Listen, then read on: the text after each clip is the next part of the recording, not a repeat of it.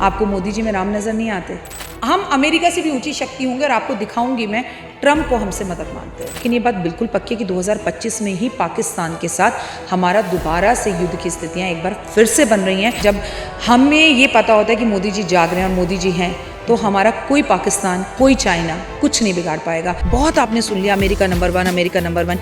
आगे आने वाले टाइम में आप अमेरिका को, उसकी राजनीति, उसका इकोनॉमिक, उसका फाइनेंस सब डाउन करते हुए देखेंगे और भारत को दिन पे दिन चढ़ते हुए देखेंगे। कब हो? 2025 से 2030 तक भारत नंबर 1 होगा, नंबर 1 था और रहेगा। और अभी हमारे देश में भी जो मूड है और हमारे सरकार में जिस तरीके की दृढ़ डिटर्मिनेशन है कि एक बार भी अब इतनी सी भी गलती पाकिस्तान करे तो भारत नहीं छोड़ेगा। बिल्कुल। क्या आप कुछ एस्केलेशन होता हुआ देखते हैं? मतलब एस्ट्रोलॉजिकली आप मुझे बताइए। ना वो सुधरे हैं, ना वो सुधरेंगे, ना वो बदले हैं, ना वो बदलेंगे, लेकिन मुंह तोड़ इस बार खाएंगे।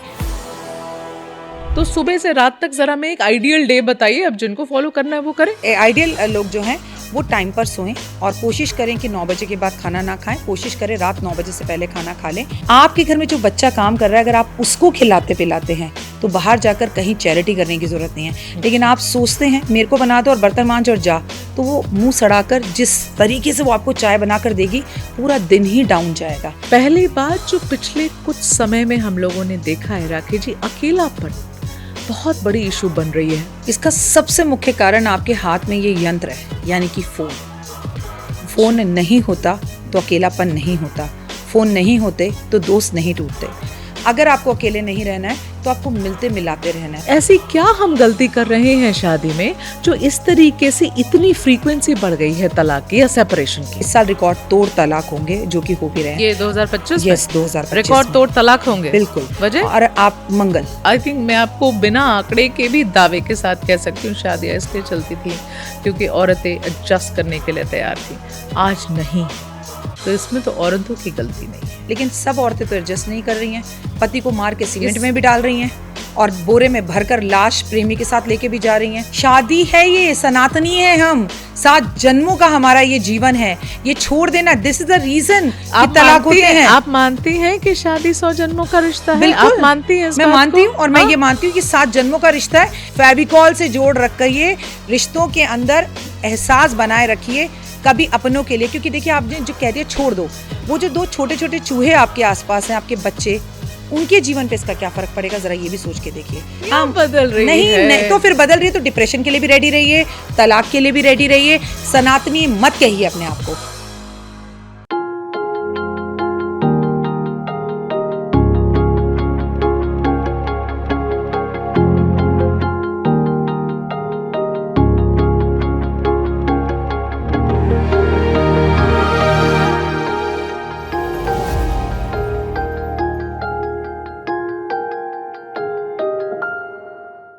नमस्कार, इनसाइड आउट विद मेघा प्रसाद पे आपका स्वागत है। हमारी आज की जो मेहमान हैं उनकी पॉपुलैरिटी ऐसी है कि वो जिसके साथ दिख जाएं लोग उन्हें मैसेज करने लगते हैं कि इनका अपॉइंटमेंट दिला दो, मेरी जिंदगी बदल जाएगी। चेहरा देखकर ये आपके बारे में वो बात बता सकती हैं जो सिर्फ आपको अपने बारे में पता है। तो जरा सोच समझ कर इनके सामने आइएगा। देश और दुनिया के कई दिग्गजों के बारे में इन्होंने कई सटीक भविष्यवाणियां की हैं। 6 क्लास से ही ये हॉस्टल में रही। जहां आजकल के बच्चे वीडियो गेम्स की तरफ अट्रैक्ट होते हैं, वो उस वक्त अपनी 6ठी क्लास से ही पूजा पाठ की तरफ अट्रैक्ट हुई थी। टैरो कार्ड रीडिंग से इनकी शुरुआत हुई। पंजाबी फैमिली की हैं, लेकिन साउथ इंडियन लड़के से इनकी शादी हुई और उन्हीं की वजह से ये ज्योतिष शास्त्र में आई। ये कभी नहीं कहती हैं कि ये पाठ करो, वो टोटका करो, ये सब इनका स्टाइल नहीं है। ये कहती हैं, इनकी बात जो मैंने अभी तक समझी है, ये कर्म वाली ज्योतिष में यकीन रखती हैं। इनका मानना है कि कोई ज्योतिष बन नहीं सकता, कोई डिग्री आपको कमाल का ज्योतिष नहीं बना सकती है। This comes naturally is what she thinks।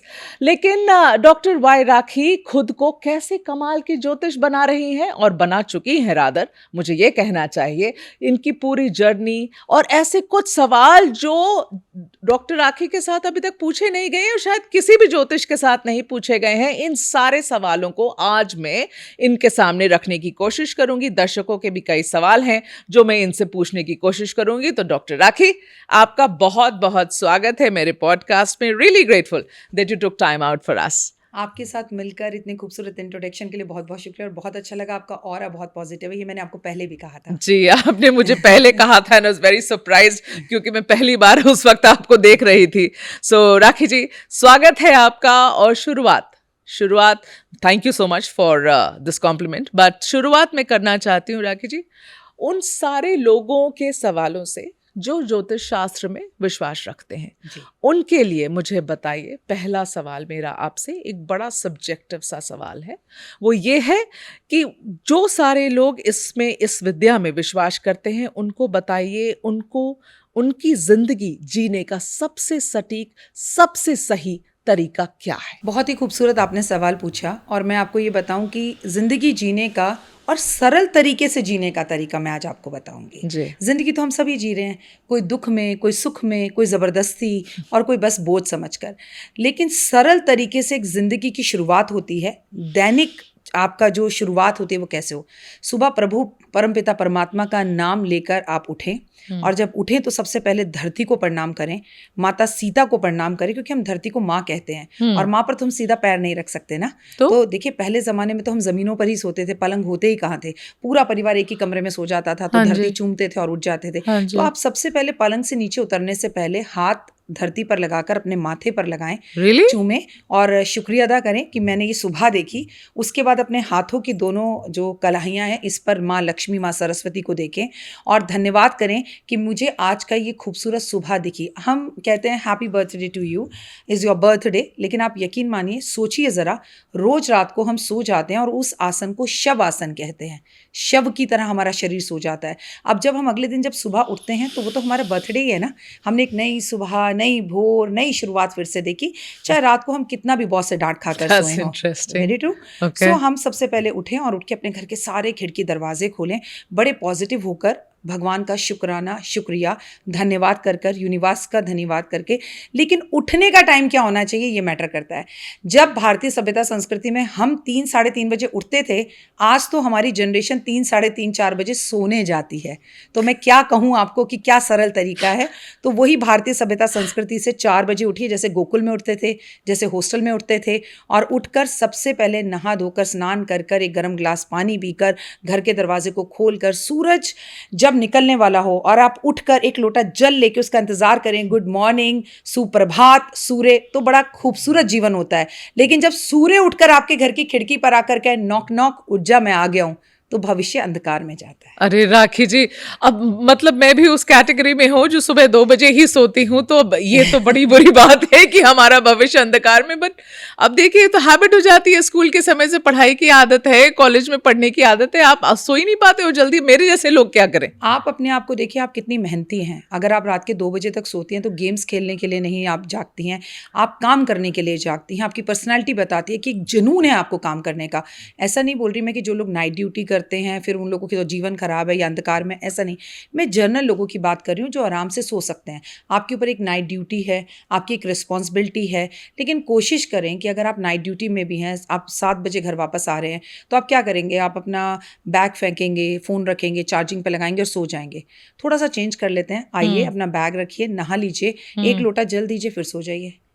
उससे थोड़ी सी ज़िंदगी बदल जाएगी। आप देखेंगे, अगर हम सुबह की प्रभात को, सुबह की आभा को, सुबह की एनर्जीज को, जो पूरे यूनिवर्स में इतनी ज़बरदस्त होती हैं, उसको अगर महसूस नहीं करते हैं तो हमारा पेट खराब होने लगता है, हमारा ऑरा खराब होने लगता है। हमें कभी यहाँ दर्द, अभी वहाँ दर्द, मेरे को बार बार डॉक्टरों के पास भागना पड़ता है। और आपने ऐसे भी कुछ लोग देखे होंगे अभी आपके एक्सपीरियंस में जो 80-80 साल के और दिखने में बड़े युवा लगते हैं, उस ज़माने के हैं। सुबह वो आज भी डंडा लेके मॉर्निंग वॉक करने, राम राम करते हुए जाते हैं, नीम की दातुन करते हैं। फिर उनके ऊपर असर क्यों नहीं है शुगर का या बीपी का? ये हमारी ही जनरेशन जो रातों को जागती है, उन्हें शुगर, बीपी तकलीफ क्यों है? देखिए, मैं मानती हूँ कि लाइफस्टाइल और पैसे के पीछे हम भाग रहे हैं, लेकिन दुनिया में सबसे कीमती चीज़ है जान है तो जहान है। तो आपको अपने लाइफस्टाइल को थोड़ा तो बदलना पड़ेगा। तो राकेश जी, ये बताइए, जैसे मैंने आपसे जो सवाल पूछा ना, उसको मैं What I basically want you to do, rakhi ji, is to tell me कि सुबह उठो और दिन भर तुम्हारा ये दिनचर्या इस तरीके से रहना चाहिए, क्योंकि बहुत लोगों ने मुझसे ये जब ये पता चला कि आप आ रही हैं तो उनका ये कहना था कि एक आइडियल डे कैसा लगता है ये डॉक्टर राखी से पूछो। तो सुबह से रात तक जरा मैं एक आइडियल डे बताइए, अब जिनको फॉलो करना है वो करें। देखिए, अगर आप 2 बजे 3 बजे सोते हैं और आपका वर्क प्रोफाइल वैसा है, वो लोग साइड हो जाएं, वो साइड हो जाए। आइडियल बताइए। आइडियल लोग जो हैं हाँ। वो टाइम पर सोएं और कोशिश करें कि 9 बजे के बाद खाना ना खाएं। कोशिश करें रात 9 बजे से पहले खाना खा लें। आप सुबह उठे, आपने धरती को प्रणाम किया, आपने दरवाजे खोले, आप नहाए धोए, आपने सूरज को जल दिया, आपने अपने घर में एक अगरबत्ती धूप जलाई। जो पितर आपके घर में हैं, जिनकी तस्वीर दक्षिण की तरफ है, जो अब इस दुनिया में नहीं रहे, वो आपको लगता है इस दुनिया में नहीं है, लेकिन दे आर सराउंडिंग यू, आप ही के आसपास हैं, तो उनकी तस्वीर के सामने खड़े होकर जस्ट 2 सेकेंड, मिस यू पापा, मिस यू मम्मा, या आपके हस्बैंड या भाई, या मैं आपको बहुत मिस करता हूँ, मुझे आशीर्वाद दीजिए। आपका जो सुबह का नाश्ता है, करने से पहले कबूतरों को बाजरा, गाय को रोटी, कुत्ते को दूध, चींटियों को खाना, और आपके घर के बाहर जो वो कट्टू की लहरी है उसको बिस्किट्स, ये सब हमारे घर के आसपास हैं, इसके लिए हमें दूर जाने की ज़रूरत नहीं है। देखिए, बिल्कुल इसे उपाय मत समझिएगा, इट इज़ आवर रिस्पॉन्सिबिलिटी। अगर आपके घर के बाहर एक कुत्ता है, गर्मियाँ हैं, या पक्षी आकर बैठा है, वो प्यासा है, उसको खाना देना, या वो आपसे नहीं कह सकता नॉक नॉक मुझे भूख लगे, मुझे खाना दो, हम अपने घर के जानवरों के लिए भी करते हैं। तो ये हमारे बुजुर्ग जो थे ना, सुबह पहले मॉर्निंग वॉक पर जाते थे, जेब में थोड़ा बाजरा ले लेते थे, दातून तोड़ते थे, नीम की दातून करते थे, कभी उनके दांत नहीं गिरते थे, और वो कबूतरों को गाय की रात की रोटी बची हुई खिला कर आते थे, और गाय को हाथ लगा कर आते थे, उसको प्यार कर कर आते थे। कोई रोग, कोई बीमारी उन्हें कभी होती ही नहीं थी। उसके बाद अपना नाश्ता किया, आपने नहाए धोए, अपने ऑफिस गए। जब आप ऑफिस जाएं, बिल्कुल लड़ाई कर कर ना जाएं। अगर आप हाउसवाइफ हैं तो बैठकर एकता कपूर के सीरियल्स मत देखिए सुबह, फॉर गॉड सेक। अपने घर में तेज आवाज़ पर, म्यूजिक पर विष्णु सहस्त्र नाम, लक्ष्मी सहस्त्र नाम, गणेश जी की पूजा, गणेश जी की आरती, गणेश जी का, गणेश अथर्वशीष का यूट्यूब पर आप वो चलाइए, म्यूजिक चलाइए और ये मंत्र चलाइए, इन्हें सुनिए। आप पूछेंगे क्यों? क्योंकि आपने कहावत सुनी है, दीवारों के भी कान होते हैं। अब वो दीवार रात को आपकी लड़ाई भी सुनते हैं, आपका प्यार भी सुनते हैं, तो घर की दीवारों को भी तो पॉजिटिव करना ज़रूरी है। घर में लाइट हो, प्रकाश हो, बेल बज रही हो, घर के अंदर भगवान की घंटी बज रही हो, शंख बज रहा हो, ओए होए, वो घर अपने आप में वैकुंठ के बराबर हो जाता है, वो घर अपने आप में केदारनाथ के बराबर हो जाता है। और फिर आपकी जो मेड आई, उससे कहो चल अपने लिए गिलास चाय बना, और दोनों मिलकर आराम से पीते हैं। I am talking about a house wife. आपके घर में जो बच्चा काम कर रहा है, अगर आप उसको खिलाते पिलाते हैं तो बाहर जाकर कहीं चैरिटी करने की ज़रूरत नहीं है। लेकिन आप सोचते हैं मेरे को बना दो और बर्तन मांझ और जा, तो वो मुंह सड़ाकर जिस तरीके से वो आपको चाय बनाकर देगी, पूरा दिन ही डाउन जाएगा। और वो दीदी दीदी मुस्कुरा कर, अरे दीदी, आप उसकी तो तारीफ कर दो, अरे आज तुमने बड़ी प्यारी साड़ी पहनी हुई है। आपने दिन की शुरुआत कॉम्प्लीमेंट्स देने से करी, तो आपको क्या मिलेगा? कॉम्प्लीमेंट मिलेगा।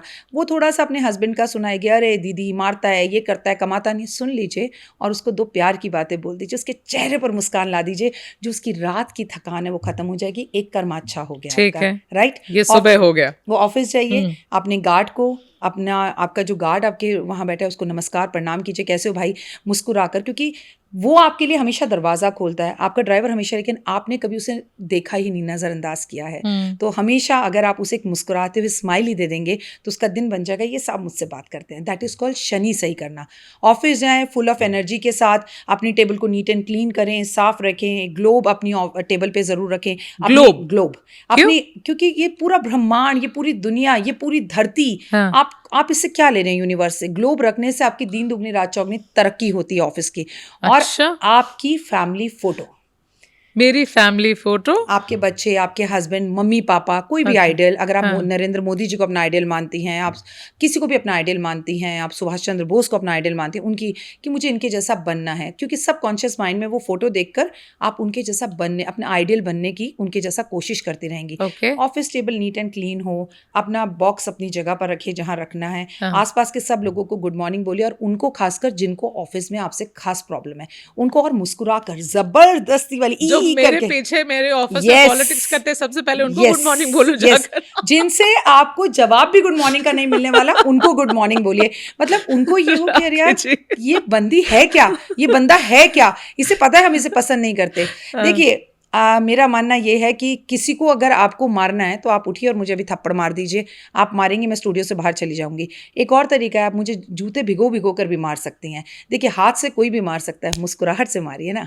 तो मुस्कुराहट से मारने की आप एडवाइस दे रही हैं। मुझे Exactly. नहीं पसंद है वो इंसान, लेकिन मुझे सुबह उसे गुड मॉर्निंग बोलना चाहिए। देखिए सबसे पहली बात, जो इंसान आपको पसंद नहीं है वही आपको बार बार दिखेगा। आप अपने सबकॉन्शियस माइंड को कहो, ये बंदा जब भी मुझे दिखता है ना, बॉस मुझे इंक्रीमेंट देता है, ये बंदा मुझे जब भी दिखता है, भले ये मुझे पसंद ना हो, ये मुझे पसंद ना करे, लेकिन मेरे को कोई गुड न्यूज़ और अच्छा फोन आता है, आना शुरू हो जाएगा, क्योंकि यूनिवर्स को आपने वैसे ही मैसेज दिया। लेकिन आप उसको देख करके ओफ ओफ दिख गया, इधर से मूड ऑफ होगा, उधर से लड़ते हुए पत्नी का फोन आ जाएगा या कोई आपके बच्चे का फोन आ जाएगा, बैड न्यूज़, क्योंकि आपने आस पास चारों और आपने ऐसा ही ऑरा बना लिया। ओके कोई आपको दुखी देखना चाहता है, मेरा कहना ये, आप दुखी मत हो ना। ओके आप वो एक कहावत हमेशा याद रखिए, नहीं तुम्हें लेकर कोई उलझन नहीं है, नहीं तुम्हें लेकर उलझन नहीं है, लेकिन अब तुम्हारे साथ मेरा पहले जैसा मन नहीं है। अच्छा तो मन मिले ना मिले, लेकिन काम तो साथ ही करना है, फिर मुस्कुरा कर करें या लड़कर ठीक करें, है। Full of energy. अब मैं जो आपको बताने जा रही हूँ, आपने हाँ, ऑफिस में बताइए। जो डेली रूटीन करी, अब घर जाने की बारी आई। जी हमारे बड़े बुजुर्ग कहते थे ऑफिस से जो पुरुष है, क्योंकि पहले जमाने में पुरुष ही काम करते थे, कभी लौटकर घर खाली हाथ ना आए। चाहे वो टमाटर लेकर जाएं, चाहे वो फल लेकर जाएं, चाहे वो अच्छा। मिठाई लेकर जाएं। याद है आपको हम दोनों की उम्र, जब हम पापा पापा शाम को मेरे लिए ये लाना, पापा पापा, हम ये और ऐसी एक्चुअली बातें उस करते वक्त तो पेरेंट्स लाते भी थे, है ना, Exactly. छोटी मोटी चीजें। हाँ। और जब पुरुष घर वापस आता है, या मैं हाँ। कहूँ महिलाएं भी घर वापस आती हैं, जी शाम को किसके आने का टाइम होता है? लक्ष्मी के आने का टाइम। अगर जी। आपके घर में वेजिटेबल्स आ रही हैं, फ्रूट्स आ रहे हैं, अच्छा, शाम या में बच्चों के लाइए। लिए चॉकलेट, आपने घर में एंट्री की नहीं और बच्चों ने वाह पापा लीची तो खानी थी आज, तो अच्छा। आपके घर में उसी टाइम एक अच्छी एनर्जी ने जो है वो अच्छा। अटैक कर दिया। और आप आ रहे हैं, उफ आज तो बॉस ने ये बोल दिया, आप ऐसे लटके आ रहे हैं, आपको देख के घर में सब डर के, पापा गुस्से में जा जा। तो क्या हुआ, पूरा शाम के टाइम पर माहौल जो है वो बिगड़ गया। अच्छा अब घर की महिलाओं की बात, हाँ। शाम को पूरा सज सवर कर, अच्छे से साफ साड़ी पहनकर, बिखरे हुए बाल नहीं, खुले हुए बाल नहीं, आप अपने घर की सारी लाइटें खोलिए, घर के मुख्य दरवाजे पर घी का दिया जलाइए, बिल्कुल वैसे ही हर रोज जैसे आप दिवाली की रात को जलाती हैं वो महिलाएं जो हाउसवाइफ हैं। घर के अंदर सुगंधित अच्छी सी धूप, लोबान जल रहा हो, सारे घर की लाइटें प्रकाशमान हो, लक्ष्मी जी के आने का टाइम है। और खासकर आपके घर के मुख्य दरवाजे पर, मैं देखती हूँ कि आपके घर में लक्ष्मी कैसे नहीं आती, मैं देखती हूँ आपके घर में पैसा कैसे नहीं रुकता, लेकिन 90% लोग शाम को सूर्य जब अस्त हो रहा होता है लेटे होते हैं, सोचते हैं अभी क्या बनाना है, लाइटें बंद होती हैं, हाँ। अंधेरा होता है। और हमारी मम्मियाँ क्या करती थी, पूरा परिवार साथ रहता था, देवरानी जेठानी सास और दादी सास, हाँ। सारी औरतें शाम को तैयार होकर, बालों में गजरा लगाकर तुलसी की परिक्रमा करती थीं, सारी तुलसी पे दिया जलाती थीं, हंसी ठठेले करती थीं, कुएं के पास बैठ जाती थीं, साथ में साग काटती थीं, मटर काटती थीं। गरीब थे, पैसों की कमी थी, 5G 4G 3G नहीं था, लेकिन हमसे ज़्यादा खुश थे वो लोग। ये बात मानती हूँ, ये बात मैं मानती हूँ। चलिए, तो शाम में आपका ये भी कहना है, जो लोग हमें और आपको सुन रहे हैं, अगर शॉपिंग करनी है आज की तो शाम में ही की जाए, सामान लेके शाम में घर में घुसा जाए, क्योंकि वो लक्ष्मी जी के आने का समय होता है। चाहे फल चाहे मिठाई, चाहे फल चाहे मिठाई। और एक नॉर्मल शॉपिंग, अगर मुझे कपड़ों की शॉपिंग करनी तो है, बीबी को लेके groceries जाइए, ग्रोसरी हर किसी शॉपिंग। के पास बीबी थोड़ी होती है। लेकिन हमने जब ये बात शुरू करी तो हमने हाँ। कहा हम जर्नल की बात कर रहे हैं। ठीक है। जिसके पास बीबी नहीं है, आप सिंगल हो, हाँ। आपके घर में कोई नहीं है, अपने लिए कुछ लेके जाओ। चलो आज मैं आम काट के खाऊंगा, आज मैं अच्छा, चॉकलेट ठीक है। खाऊंगा, आज मैं मेरे बचपन वाले फेवरेट बिस्किट्स खाऊंगा, पर खाली हाथ लौट कर घर मत आए, ठीक और है, घर कुछ आते ही लेकर घर आए। को प्रकाशमान करें। प्रकाशमान कर दिया बत्ती करें, नहा धो के दिया बत्ती और करें। अगर वो भी नहीं करनी जी, हाँ, मैं तो आई हाँ। डोंट बिलीव ऑल दिस, ठीक तो घर है। की लाइटें जला दो। अभी आप ठीक इस है। स्टूडियो की सारी लाइट बंद कर दीजिए, हाँ। कैसे होगा पॉडकास्ट? राखी जी, हमें ये भी स्कूल में सिखाया गया है कि एनर्जी कॉन्जर्वेशन भी एक कॉन्सेप्ट होता है। देखिए, अगर मेरे घर में 4 कमरे हैं, मैं एक ही कमरा यूज कर रही हूँ और घर में कोई नहीं, तो मैं एक्चुअली जाकर सारे पंखे बत्ती बंद करके रखती हूँ। Exactly. एक ड्राइंग रूम या भगवान की बत्ती जला के रखती हूँ, बस वही छोड़ती हूँ, मेरे कमरे की बत्ती जलती, बाकी सब बंद है, because I think energy conservation is very very important. And second, ये मंगल का साल है, किसी भी कमरे में हम बेमतलब पे लाइट जलाकर छोड़ते हैं, हाँ। तो हमारा मंगल खराब होता है। That's totally agree with you. Then? लेकिन मैं कब कह रही हूँ कि पूरा दिन, आई एम सेइंग शाम के 5 मिनट। अच्छा, अच्छा, ठीक ये है। बात है, एनर्जीज कहाँ जाती हैं दिवाली की रात पे? मोहल्ला ऊपर से लेके नीचे तक सजा देते हो, सड़कें सजा देते हो, दुकानें सजा देते हो। वो एक दिन की एक बात दिन है। ना, हाँ। आपको हर रोज अपने घर में दिवाली बनाने के लिए कह रहे हो, and that is only for 2 और 5 मिनट्स। अच्छा। जस्ट एक बार लाइट जला के शंख बजा दीजिए, जस्ट एक बार लाइट जलाकर, शंख भी नहीं बजाना, हाँ। तो आप अपने घर के मेन डोर पे दिया जला के दे को प्रणाम करके धीरे धीरे के कमरे की लाइट बंद कर दीजिए। जिस अच्छा। कमरे में बैठे हैं उस कमरे की लाइट जला दीजिए। अच्छा, आपको ये बात इसलिए समझ में नहीं आ रही शायद मेरी अभी, हाँ। कर देखिए, और अगर आप मुझे फॉलो कर रहे हैं तो आप भी कर देखिए। Just start this for 7 days and see the change in your life. Good news आनी शुरू हो जाएंगी, इंक्रीमेंट प्रमोशन मिल जाएगा, बॉस तारीफ करनी शुरू कर देंगे। ठीक है भाई, लोग जो सुन रहे हैं, जो आप में मानते हैं, उन्हें करना चाहिए, करके देखना चाहिए। तो अब थोड़ा we will move from this. मैं आपसे, देखिए राकेश जी, पर्सनल क्वेश्चंस तो हमारे ऑफिस में इतने सारे लोग हैं, सब ने कहा कि भाई राकेश जी आ रही, हमें 5 मिनट, हमें 5 मिनट, हमें 5 मिनट।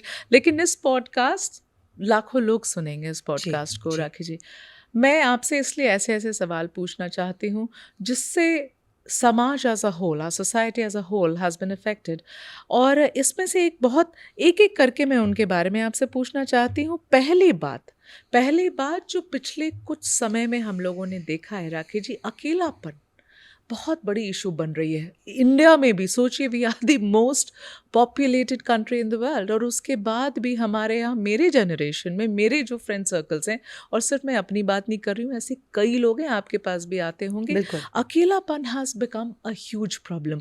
रिश्ते टिकते नहीं हैं। क्यों ऐसा हो रहा है? ये आजकल क्यों होने लगा? पिछले 20 सालों में ये सब देखा जा रहा है। इसका सबसे मुख्य कारण आपके हाथ में ये यंत्र है, यानी कि फोन। फोन नहीं होता तो अकेलापन नहीं होता, फोन नहीं होते तो दोस्त नहीं टूटते।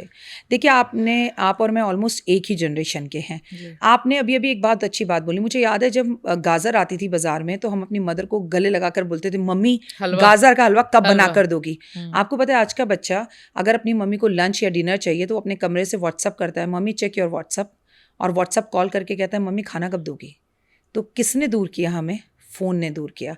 और क्या फ़ोन की ही सारी गलती है? इस फ़ोन ने हमसे घड़ी दूर कर दी, इस फ़ोन ने हमसे डायरी दूर कर दी, इस फ़ोन ने हमसे रिमाइंडर्स दूर कर दिए, इस फ़ोन ने हमसे पेन दूर कर दिया, इस फ़ोन ने हमसे रिलेशंस दूर कर दिए, इस फ़ोन ने हमसे टाइट हग और जादू की झप्पी दूर कर दी। आप अपनी मम्मी के कमरे में जाइए और बिंदास होकर बोले, मम्मा भूख लगी है, क्या बना रही हो? मैं भी आपके साथ बनाऊंगा। आपने एड्स देखी ना, 2 मिनट्स में मैगी। आज बच्चे बोलेंगे मैगी बना दो, लेकिन मम्मी को गले नहीं लगाएंगे। आज अगर आप अपने दोस्त को सॉरी बोलते हैं, इसलिए आप अकेले हैं क्योंकि आप उसे व्हाट्सएप पर सॉरी लिख देते हैं। पहले क्या होता था, अगर आपने पिक्चरें देखी हों तो पहले दोस्त के दरवाजे पे जाकर बेशर्मों की तरह खड़ा हो जाया करते थे हम, सॉरी यार अब ठीक है गाली दे ले लेकिन गले लगा ले। अब हमें ईगो इतनी आ गई और हमें लगता है उसने मेरे को व्हाट्सएप पे ब्लॉक कर दिया। और आपको पता है ब्लॉक किसको करते हैं? जिसे हम दुनिया में सबसे ज़्यादा प्यार करते हैं उसको ही हम ब्लॉक करते हैं। वो हमारे लिए इतने स्पेशल होता है। Otherwise if you are not talking with me, I am not talking with you, who the hell me? आपको क्या ज़रूरत है मुझे ब्लॉक करने की? हम ब्लॉक तब करते हैं जब हम स्पेशल दिखाते हैं उसको। हम रिश्तों से दूर इस फ़ोन की वजह से हो रहे हैं, हम अकेले इस फोन की वजह से हैं। आप किसी भी रेस्टोरेंट में जाइए, 5 फैमिली के मेंबर बैठे होंगे, डिनर करने आए होंगे, खाना वेटर ऑर्डर ले जाने के बाद सब अपने अपने फोन पर होंगे। पहले ऐसा नहीं होता था। मानती हूँ आपको। मतलब कई बार मैंने भी अपने घर में देखा है, सब लोग घर में रहते हैं, एक ही कमरे में अगर 3 लोग बैठे हैं तो वो 3 ही अपने फ़ोन पे ग्लूड रहते हैं। ये नज़ारा बहुत लोगों ने अपने घर में हर रोज़ देखते होंगे। लेकिन राकेश जी, ये भी तो कहना गलत है ना कि फ़ोन से ये सारी चीज़ें होंगी। सोचिए, फ़ोन से जीवन कितना सरल हो गया। मेरे बच्चे घर के कहाँ हैं, बड़े बूढ़े कहाँ हैं, इंस्टेंटली आप ट्रैक कर सकती हैं। फ़ोन भी ना करें तो भी ट्रैकिंग सिस्टम है। आपने जैसे कहा, रिमाइंडर, अलार्म, सब चीज़ एक हाथ में है, तो कन्वीनियंस कितना बढ़ गया हमारा। सोचिए, मैं तो क्वेश्चंस लिखती भी नहीं हूँ आजकल, कलम भी नहीं उठाती हूँ, सब इस पे लिख लेती हूँ। कन्वीनियंस है तो ये फ़ोन को क्यों ब्लेम करना? फ़ोन को ब्लेम इसलिए करना कि बहुत अच्छी आदतें भी जा रही हैं। आप लिखती होंगी ना, बहुत अच्छा लिखती होंगी, राइट? और लिखा हुआ आपका रह जाएगा। फ़ोन बदलते ही आपका ये डाटा कभी रह भी सकता है और नहीं भी रह सकता, लेकिन वो पेपर या डायरी आपने एक बार बना ली तो आपके बच्चे भी बैठकर उसको पढ़ेंगे, ठीक है? हर चीज़ का नुकसान और फ़ायदा होता है। देखिए, अभी तो ये पॉडकास्ट भी हमारा बहुत लोग फ़ोन पर देख रहे हैं। ये ना होता तो नहीं होता। मैं प्लस माइनस दोनों बता रही हूँ। आपने कहा लोग अकेले हैं। हाँ। अकेले होने का रीज़न मैंने आपको फ़ोन बताया। अगर आपको अकेले नहीं रहना है तो आपको मिलते मिलाते रहना है, और उसके कंडीशन हो। आप 5 दोस्त मिलो, चाहे किट्टी में मिलो, चाहे लड़के मिले, चाहे ऑफिस में मिले, शाम को दारू पीने के लिए मिले, फर्स्ट कंडीशन ये, फ़ोन साइड में रख दो। अच्छा, थोड़ी ठीक देर के है। लिए नो फोन्स, अपने कॉल्स फ्रेंड्स को, अपने घर वालों को बोल दो कि आधे घंटे में फोन नहीं उठाऊंगा। चलिए, फोन को तो हमने काफी ब्लेम कर लिया राखी जी, पर ये बताइए, जैसे मैंने आपसे कहा, अकेलापन, रिश्ते टूट रहे हैं, तलाक बहुत हो रही हैं, शादियां नहीं चल रही हैं राखी जी आजकल तो। मतलब अब क्या कहूँ, इतने आसपास तलाक देख लिए हैं मैंने। छोटी छोटी वजहों पर तलाक हो जाना, सेपरेट हो जाना, फॉर्मली नहीं भी डिवोर्स हो रहे हैं, अलग रह रहे हैं। ऐसी क्या हम गलती कर रहे हैं शादी में जो इस तरीके से इतनी फ्रीक्वेंसी बढ़ गई है तलाक की या सेपरेशन की? देखिए, पहले तो कुछ ग्रह भी इसके लिए कारक हैं, जैसे मंगल का ये साल है, और आप ही के चैनल पर लाइव प्रोग्राम में मैंने आपसे बताया था भविष्यवाणी में कि इस साल रिकॉर्ड तोड़ तलाक होंगे, जो कि हो भी रहे हैं। ये 2025 में यस, 2025 रिकॉर्ड में तोड़ तलाक होंगे? बिल्कुल। वजह? और आप इसका मंगल आप अगर टोटल जोड़ें 2025 को, नंबर 9 बनता है। मंगल क्रोधी है, आपके आसपास सिर्फ तलाक ही नहीं हो रही, दोस्ती भी टूट रही है, भाई का भाई से रिश्ता भी टूट रहा है, फ्रेंड से फ्रेंड का रिश्ता भी टूट रहा है, ऑफिस में बॉस का रिश्ता भी टूट रहा है, लोग गुस्से में जॉब भी छोड़, लोगों को छोटी छोटी बातों पर गुस्सा आ रहा है। और तलाक होने का जो मेन रीजन है, मैं आपको एक बात बता दूं, कि हम में ईगो आ जाती है, हम बात नहीं करना चाहते। तुम इतना कमा रहे हो, मैं इतना कमा रही हूँ, लड़की भी पढ़ी लिखी है, लड़का भी पढ़ा लिखा है, मैं घर का काम कर सकती हूँ तो तुम क्यों नहीं कर सकते हो। और आपको पता है, तलाक अगर इस जनरेशन में हो तो समझ में आता है। अभी रिसेंटली मेरे पास एक आंटी आई जो 35 साल बाद शादी के तलाक ले रही हैं, और मैंने बोला व्हाट इज द रीजन, आपके तो हाँ। पोता पोती है, हाँ। अब इस उम्र में तलाक नहीं, अब बहुत हो गया, अब मैं अपनी रील्स बनाऊंगी, मैं खाना बहुत अच्छा बनाती हूँ, मुझे इस आदमी की कोई ज़रूरत नहीं है। तो अच्छा। अब आपका तलाक का रीज़न क्या हो गया? कॉन्फिडेंस। पहले लड़की सोचती थी कहाँ जाएगी, हाँ। कमाएगी क्या, भाई हाँ। रखेंगे नहीं, भाभी हाँ। रखेंगे नहीं। अब लड़की पढ़ी लिखी है, उसको जी। लगता है मैं खुद कर लूंगी। जी। और सबसे बड़ी बात, अब हमें समाज का डर नहीं है। तुम्हें जो सोचना है सोचो, तुम्हें जी। जो बोलना है पर ये बोलो। अच्छी बात है ना नहीं, राखी दिस जी? इज गुड, हाँ। दिस इज गुड कि आपको हाँ। लाइफ। लेकिन हल्का सा अगर आप देखिए, आप एक बात मुझे दिल से गहराइयों से बताइए, एक बच्चा छोटा सा पैदा होता है अपने घर के अंदर, वो अपनी मम्मी को पापा से मार खाते हुए देखता है, फादर शराब पीते हैं या मारते हैं, पीटते हैं, या उन्हें ड्रग्स लेने की आदत होती है। तो कभी भी जिंदगी में क्या आप अपनी माँ के पास जाकर एक बात बोलते हैं कि माँ, पापा बदल लेते हैं, पापा अच्छे नहीं हैं, इन्हें छोड़ दो, मुझे नए पापा ला दो? हमने तो कभी किसी बच्चे से ये सुना नहीं होगा। नहीं। हम अलग हो जाते हैं, हम पापा से दूर रहने लगते हैं, नानी के घर आ जाते हैं। जब हम अपने पापा नहीं बदलते, हम अपनी मम्मी नहीं बदलते, तो हम लाइफ पार्टनर को भी एक मौका दे सकते हैं। तुरंत कूद कर सिर्फ ये डिसीजन ले लेना, तलाक। और ये भी कहा गया है, अगर प्यार मिलना है तो वो किसी एक से मिल जाएगा, नहीं तो दो से भी नहीं मिलता। रिसेंटली मेरे पास एक लड़की आई, तीसरी शादी कर रही है वो। मैंने कहा बेटा, 2 शादियां तुम्हारी अभी ऑटोमेटिकली चली नहीं है, दूध का जला छाछ भी फूक फूक कर पीता है, शादी करनी ही क्यों है? तुम कमा रही हो, एयर होस्टेस हो, अपने पैरों पर खड़ी हो, शादी करनी नहीं। आंटी, पार्टनर तो फिर चाहिए ही होता है ना। तो मैंने कहा पहले वाले 2 के साथ एडजस्ट कर लेती, उन 2 के साथ नहीं किया, तीसरे से एडजस्ट कर लोगी, इसकी क्या गारंटी है? Is it? छोड़ देना कोई सोल्यूशन नहीं है। सोल्यूशन है, सोल्यूशन है कि एक मौका देना। और देखिए, आप मेरे को ताली बजाकर दिखाइए, एक हाथ से बजाकर दिखाइए, लड़का अगर गलत है तो लड़की भी गलत होती है, लड़की गलत है तो लड़का भी होता है। अगर हम थोड़ा सा मौका दें। आज क्या कर रही है जनरेशन? तलाक। आप देखिए, जनवरी में शादी हुई, मार्च में तलाक। ऐसा थोड़ी होता है, थोड़ा सा मिसअंडरस्टैंडिंग्स होती हैं। अच्छा देखिए, ऐसा आपको छोटे शहरों में नहीं मिलेगा, ये तमाशा आपको मेट्रो के शहरों में देखने के लिए ज़्यादा मिलेगा। और इसका कहीं ना कहीं क्रेडिट एकता कपूर को भी जाता है, हमारे टीवी डेली सोप्स को भी जाता है, हमारी जो रील्स बन रही हैं, हमारी जो मैं आपको बताऊं जो सीरीज़ बन रही हैं, उसको भी जाता है। शादियां तो पहले भी होती थी, चलती भी थी। हाँ, चलती। आपको लगता है 25वीं शादी? नहीं, मैं कहना चाहती हूँ राखी जी, शादियां पहले वाली इसलिए भी चलती थी, मैं आई थिंक मैं आपको बिना आंकड़े के भी दावे के साथ कह सकती हूँ, शादियां इसलिए चलती थी क्योंकि औरतें एडजस्ट करने के लिए तैयार थी। आज नहीं है, तो इसमें तो औरतों की गलती नहीं है। औरतें एडजस्ट बिल्कुल नहीं, बिल्कुल नहीं है, बिल्कुल नहीं। औरतों की बिल्कुल गलती नहीं है, लेकिन सब औरतें तो एडजस्ट नहीं कर रही हैं। पति को मार के सीमेंट में भी डाल रही हैं, और बोरे में भरकर लाश प्रेमी के साथ लेके भी जा रही हैं, सांप से डसवा कर उसके जान भी ले रही हैं। आप ऐसा नहीं कह सकती कि औरत ही एडजस्ट कर रही है, मर्द भी एडजस्ट कर रहा है, और बहुत कर रहा है। क्योंकि हम एक ही बात बार बार बोलते हैं, बेटी बचाओ बेटी पढ़ाओ। मैं तो कहती हूँ नारा ही गलत है, बेटी बचाओ बेटी पढ़ाओ। अरे जो बेटी तुम्हें जन्म दे रही है, तुम उसे क्या पढ़ाओगे और क्या बचाओगे?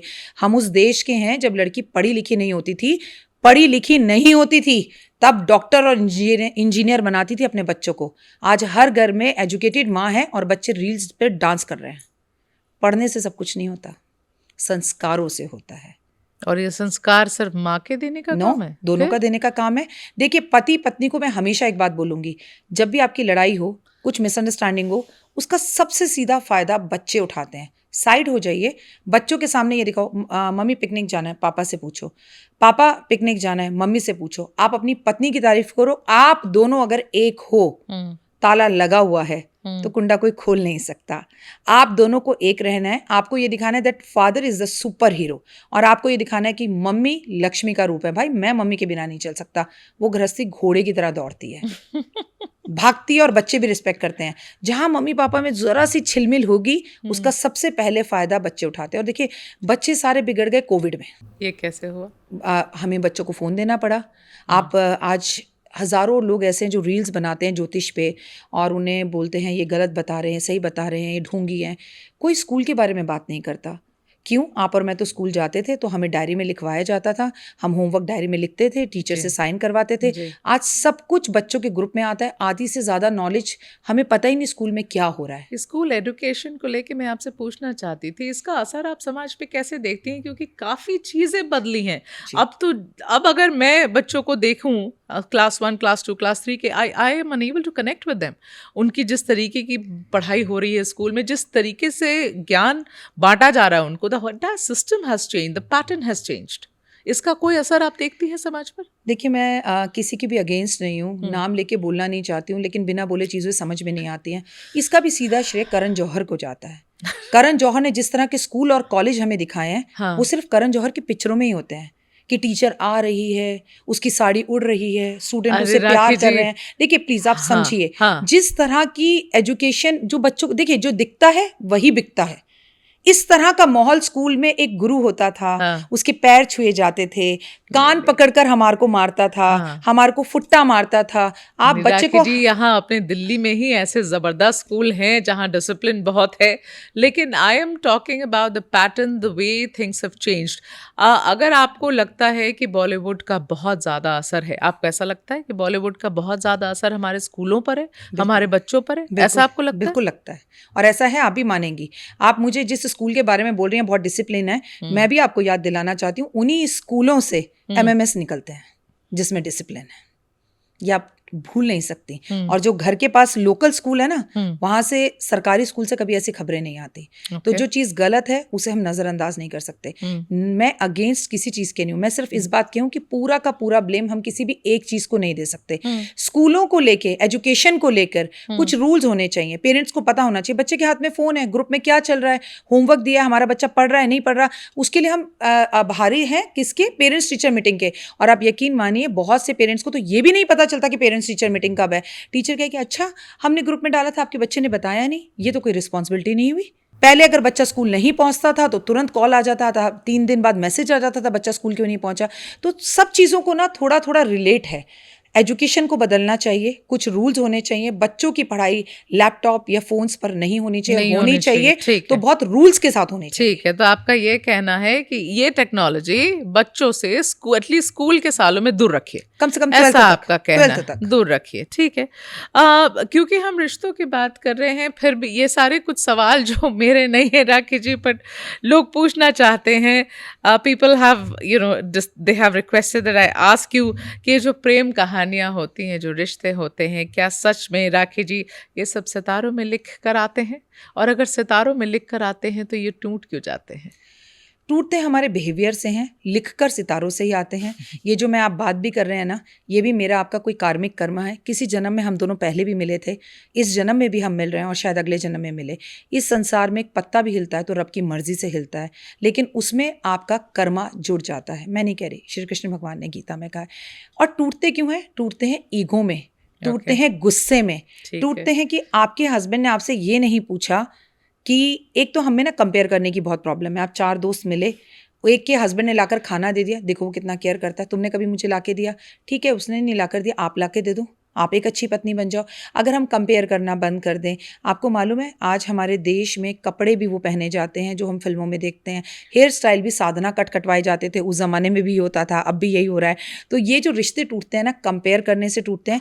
ये रिश्ते टूटते हैं जब कोई तीसरा आता है, ये रिश्ते टूटते हैं जब एक जीवन साथी में मैं हूँ तो ये घर चल रहा है, मैं ना हूँ तो ये घर ना चले, तुम्हें कोई पूछे भी ना। जब ये मैं आ जाती है ना, तब रिश्ते टूटते हैं। समर्पण की भावना जो है ना, मेघा जी वो गायब हो चुकी है संसार में। मैं आपकी, आप मेरे, हम दोनों एक दूसरे के पूरक हैं। चलिए मैं उठ के चली जाती हूँ या आप उठ के चले जाइए। क्या ये पॉडकास्ट हो सकता है? हम दोनों की ज़रूरत है। जीवन साथी में जितना इंपॉर्टेंट पति है उतनी इंपॉर्टेंट पत्नी है। दोनों की ज़रूरत है। अगर घर आके वो खाना बनाएगी तो आप भी खाना बनाएंगे। अगर उसको खाना बनाने का शौक है तो ओए होए, फिर आप तारीफ तो कर ही दीजिए ना। जैसे आप बहुत खूबसूरत लग रही हैं, I love your hairs, I love your specs, I love your watch. देखिए ये छोटी छोटी बातें ना हमें एक दूसरे के क्लोज लाती हैं।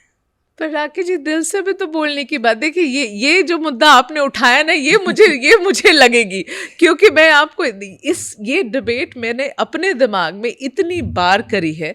अगर मुझे कुछ नहीं पसंद आ रहा तो नहीं आ रहा, मैं ज़बरदस्ती उसे अच्छा नहीं बोलूँगी। मुझे वो नहीं पसंद है तो मैं उससे दूर रहूँगी, मैं ज़बरदस्ती उसके पास नहीं जाऊँगी। जो आपने शुरू में बोला, जिसकी शक्ल नहीं अच्छी लग रही है तुम्हें, जो तुम्हें पसंद नहीं है, उसको सबसे पहले जाके हेलो बोलो। Honestly Rakesh ji, tomorrow when I step inside the office, the first thing I will do is to stay away from those people. मैं, मुझे नहीं पसंद तो नहीं, मैं क्यों अपने आप को फोर्स करूं? इसका मुझे जवाब दो आप। मैं आपको एग्जाम्पल के साथ जवाब देती हूँ। आपने हाँ। बिल्कुल सही कहा। मैं आपको कोई भी चीज़ फोर्स करने के लिए नहीं कह रही, हाँ। सिर्फ शब्दों का चयन बदलने के लिए कह रही हूँ। Okay. आपकी पत्नी में किसी भी चीज़ की कमी है, आपके पार्टनर में किसी चीज़ की कमी है, आपके ऑफिस के कुलीग्स में किसी चीज़ की कमी ठीक है। सामने से मैं आ रही हूँ और हाँ। आप मुझे बहुत दिन बाद मिल रही हैं हाँ। और मैं बहुत मोटी हो गई हूँ, तो आप हाँ। क्या कहेंगी? राखी कितनी मोटी हो गई हो तुम। इसको ठीक है। कहने की जगह ये भी तो कह सकते हो, कम ऑन राखी, पहले जैसी ब्यूटीफुल लग रही हो, थोड़ी सी गोलू मोलू हो गई हो। शब्द जो हैं वो हाँ। यहाँ मारते हैं, यकीन मानिए। शब्दों को बदल कर देख लीजिए। कोई भी चीज़ आपको आपकी वाइफ की पसंद नहीं है, बेटे हाँ। की पसंद नहीं है, हाँ। माँ की पसंद नहीं है, अकेले में समझाइए, कॉम्प्लीमेंट दे के ठीक प्यार है। से समझाइए। ये अपमान acceptable है। अपमान मत करिए। ये एक्सेप्टेबल है, अपमान मत करिए, कहना है तरीके से कहिए। लेकिन अगर जो मुझे कोई पसंद नहीं, उसके पास भी जाकर मैं बात करूं तो I will personally tell you the person I am, Rakesh ji, I will feel that I am trying to be, it's very fake on my part. मुझे वो नहीं पसंद है तो नहीं पसंद है, निकलो मेरे रास्ते से। मैं तुम्हारे पास जाकर बात करूंगी तो I will feel that I am doing something, I am not being true to myself, and if I am not being true to myself, I am not comfortable with myself. That's your basically nature. That's my nature. That's my nature. I will feel कि ये तो fake है, जो मुझे पसंद नहीं वो दूर रहो। मैं उससे कोई कुछ भी किसी तरीके का नाता रिश्ता नहीं रखना चाहती श्री हूँ। कृष्ण भगवान को पूरे के पूरे 100 कौरव पसंद नहीं थे, लेकिन जब भी वो आते थे तो कृष्ण मुस्कुराकर उनका अभिवादन करते थे। वो पैर छूते थे तो आशीर्वाद भी देते थे, वेलकम भी करते थे, और किसी भी तरह से अपनी जिम्मेदारी से दूर नहीं होते थे। हम सिर्फ ऑफिस तक नहीं रुक सकते हैं। घर में ऐसे बहुत लोग हैं, हमें देवरानी पसंद नहीं है, हमें जेठ हाँ, पसंद नहीं है, नहीं जेठानी पसंद, पसंद नहीं हाँ। है, लेकिन घर को महाभारत बनाकर नहीं रखा जा सकता। चाहो या ना चाहो, एक दांत जो सड़ गया है हाँ। उसे निकाल के फेंका जा सकता है, लेकिन जब तक ना रहो वो दांतों के बीच में, जीभ के साथ ही रहता है। तो समय के हिसाब से धीरे धीरे बदलिए। एकदम से रिश्तों को ऐसे उठाकर बाहर नहीं फेंका जा सकता, ठीक है। क्योंकि रिश्ते टूटते नहीं हैं, अपने अपने ही होते हैं। और जरूरत पड़ने पर, देखिए एक बात हमेशा याद रखिए, पानी चाहे कितना भी गंदा हो, पानी चाहे कितना भी गंदा हो, आपकी प्यास बुझाने के काम ना है, लेकिन आग बुझाने के काम तो गंदे से गंदा पानी भी आता ठीक है। है। कोई भी रिश्ता आपके लिए कभी भी काम आ सकता है। और जब कलयुग में आप कहते हैं ना जरूरत नहीं है, भगवान वही ले डिप्लोमेसी जाते हैं। सिखा रहे हैं और कृष्णा का नाम ले रही। मुझे नहीं लगता कि हम जितने हमारे भगवान भारत में हैं, डिप्लोमेसी तो सबसे सही कृष्ण ने ही सिखाई और गीता में ही सिखाई है। Exactly. आप भी वही कह रही हैं। और मैं भी गीता कर्म की बात करती हूँ। I always is believe in Karma. Krishna कहता है कर्म कर, फल की इच्छा मत कर, पर कर्म तो कर। आप अपना रिश्ता निभाइए। आपकी मेरी नहीं बन रही है, लेकिन आपका एक पार्टनर आपको छोड़ना नहीं चाहता और आप छोड़ना चाहते हो। हाँ, कि मुझे फिर छोड़ना क्या है, मुझे करूं? छोड़ना है, मुझे छोड़ना है, फिर मुझे क्या छोड़- करूं? थोड़ा सा टाइम दीजिए, एक बार फिर से रिकंसीडर कीजिए, क्योंकि जब शादी शुरू की थी दोनों ने मिलकर की थी, राइट? आपकी इज्जत पर आ जाती है। अगर सामने वाला आपको छोड़ना चाहता है तो छोड़ दीजिए। छोड़ दीजिए Rakhi ji. That is called practical. लेकिन इमोशंस भी तो जुड़े वो हुए होते आपसे हैं। ये सवाल भी हमारे पास, देखिए आप ही ने उठा दिया, ये सवाल भी है। जी। कितने लोगों से, बी इट women और men, who have written to us to ask this, कि हमारा partner has lost interest in us, है ना? अब वो ना तो हमारे फोन्स के मैसेजेस के जवाब देते हैं, ना हमारे फोन उठाते हैं, हम उनके पास हमारे लिए कोई समय नहीं है, ना अटेंशन देते हैं, ना बातें करना चाहते हैं। तो फिर क्या अपनी इज्जत अपने हाथ ना रखिए जी, छोड़ दीजिए। If somebody is not entertaining you, आपके साथ रिश्ता था, आज नहीं रखना चाहते, फिर भी मैं लटकी रहूं क्या? फिर मेरी इज्जत कुछ नहीं होती है क्या? फिर भी मैं, और या फिर मैं दिल से कंपेल्ड हूं, आपको छोड़ नहीं पा रही हूं, वो तो एक परेशानी है ही है, लेकिन क्या दिल को समझाने की बात भी, समझाने की that responsibility is with us, right? अपने आप को समझाओ, छोड़ दो, जाने दो। आपने 2 सवाल एक साथ कर लिए और अपने ही सवाल का जवाब आपने खुद दे दिया। जो दिल से मजबूर होगा ना, सामने वाला पार्टनर छोड़ना भी चाहेगा तो वो छोड़ेगा नहीं, आपके पहले सवाल का जवाब नहीं है। छोड़ देगा। नहीं, क्या मैं आपको बात कर रही चलिए हैं छोड़ राकेश जी? देगा, हम हाँ। दूसरी शादी कर लेते हैं और दूसरी शादी में भी कुछ दिन बाद उस पार्टनर को हमारे अंदर इंटरेस्ट नहीं रहेगा, फिर हम उसे भी छोड़ देंगे। शादी है, ये सनातनी है, हम 7 जन्मों का हमारा ये जीवन है, ये छोड़ देना, दिस इज द रीजन कि तलाक होते हैं। आप मानती हैं कि शादी 100 जन्मों का रिश्ता है? बिल्कुल, आप मानती हैं इस मैं बात मानती को? हूँ और मैं हाँ? ये मानती हूँ कि 7 जन्मों का रिश्ता है। अगर हम छोटी सी गलती पर हम ये सोचते हैं कि बॉस ने आज 4 लोगों के बीच में हमारी इंसल्ट कर दी, हाँ। लेकिन 4 दिन बाद सैलरी आने वाली है और ईएमआई देनी है, तो हाँ। बॉस की तो हर बात हम बर्दाश्त कर लेते हैं, करेंगे। लेकिन घर आकर हाँ। सास की हमसे एक बात बर्दाश्त नहीं होती। उसने भी तो अपना बेटा दे रखा है, उसने भी तो अपना जीवन दे रखा है, थोड़ा तो बर्दाश्त करने की आदत होनी चाहिए। छोड़ना बहुत आसान है, जोड़ना बहुत मुश्किल है। ट्राई टू बिकम अ कैंची मत बनिए, ट्राई टू बिकम अ सुई। फेविकॉल से जोड़ रखिए, रिश्तों के अंदर एहसास बनाए रखिए, कभी अपनों के लिए, क्योंकि देखिए आपने जो कह दिया छोड़ दो, हाँ। वो जो 2 छोटे छोटे चूहे आपके आसपास हैं, आपके बच्चे, हाँ। उनके जीवन पे इसका क्या फर्क पड़ेगा, जरा ये भी सोच के देखिए। हाँ, वहाँ कॉम्प्लिकेशंस आ जाती, मैं बिल्कुल बात मानती हूँ। और वहाँ पे तो कंपल्शंस भी आ जाती हैं, बच्चों का क्या होगा, सेपरेशन हो जाएगी, अलग अलग रहना पड़ेगा।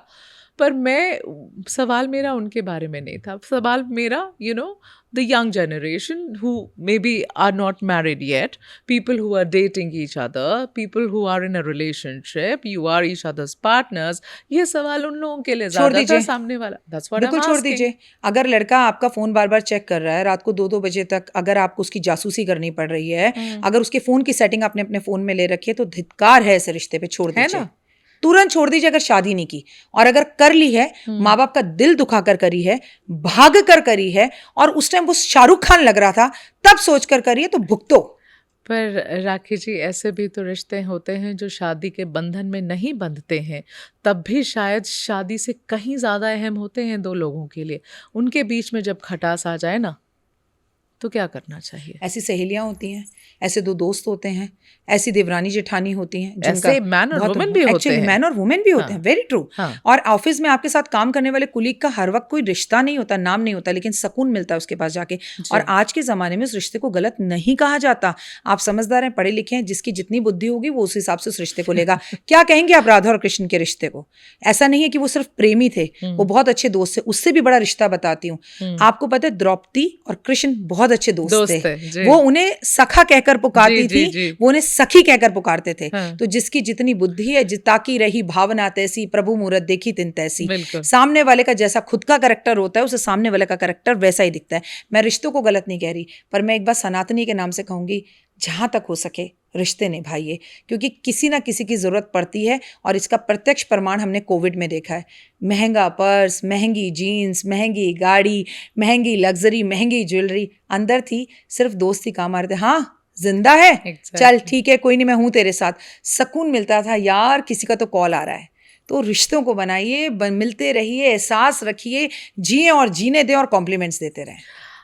उन परिवारों की बात करना चाहती हूँ जहाँ बच्चों को अपने माता पिता के लिए समय नहीं होता है। जी, दूरियां बहुत बढ़ रही हैं। जी, there are lots of parents that I know, old age के हैं, बच्चे बाहर सेटल्ड अब्रॉड हैं, पेरेंट्स जाना नहीं चाहते हैं, बच्चों को समय नहीं आके रहने के लिए। और अगर देश में भी अलग अलग रह रहे हैं, पेरेंट्स भी बहुत रिजिड होते हैं, अपनी जगह छोड़कर आएंगे नहीं बच्चों के साथ। बच्चों के पास आएंगे तो बच्चों के पास समय नहीं होता उनके पास बैठने के लिए। मुझे लगता है even I personally feel really bad, I have lost both my parents. मैं बहुत समय नहीं दे सके उन्हें, समय भी नहीं रहता था।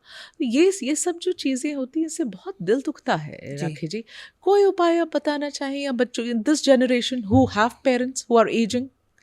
देखिए, अगर हमारी जनरेशन की बात की, मेरे मम्मी पापा की बात करूं, वो अपने मम्मी पापा को टाइम नहीं दे पाते थे या जिम्मेदारियां थी, तो मुझे समझ में आता था भाई आज तो आप अमेरिका भी रह रहे हैं, एक वीडियो कॉल करके एक लव यू बोलकर, माँ दवाई खाई, एक ब्लिंकिट से खाना भिजवा सकते हैं, एक ब्लिंकिट से दवाई भिजवा सकते हैं, 1 मिनट में फूल भिजवा सकते हैं। देखिए, मुझे आपको अगर प्यार का एहसास दिलाना है ना, आप दुनिया में किसी भी कोने में क्यों ना हो, मैं वहां तक पहुंच सकती हूँ।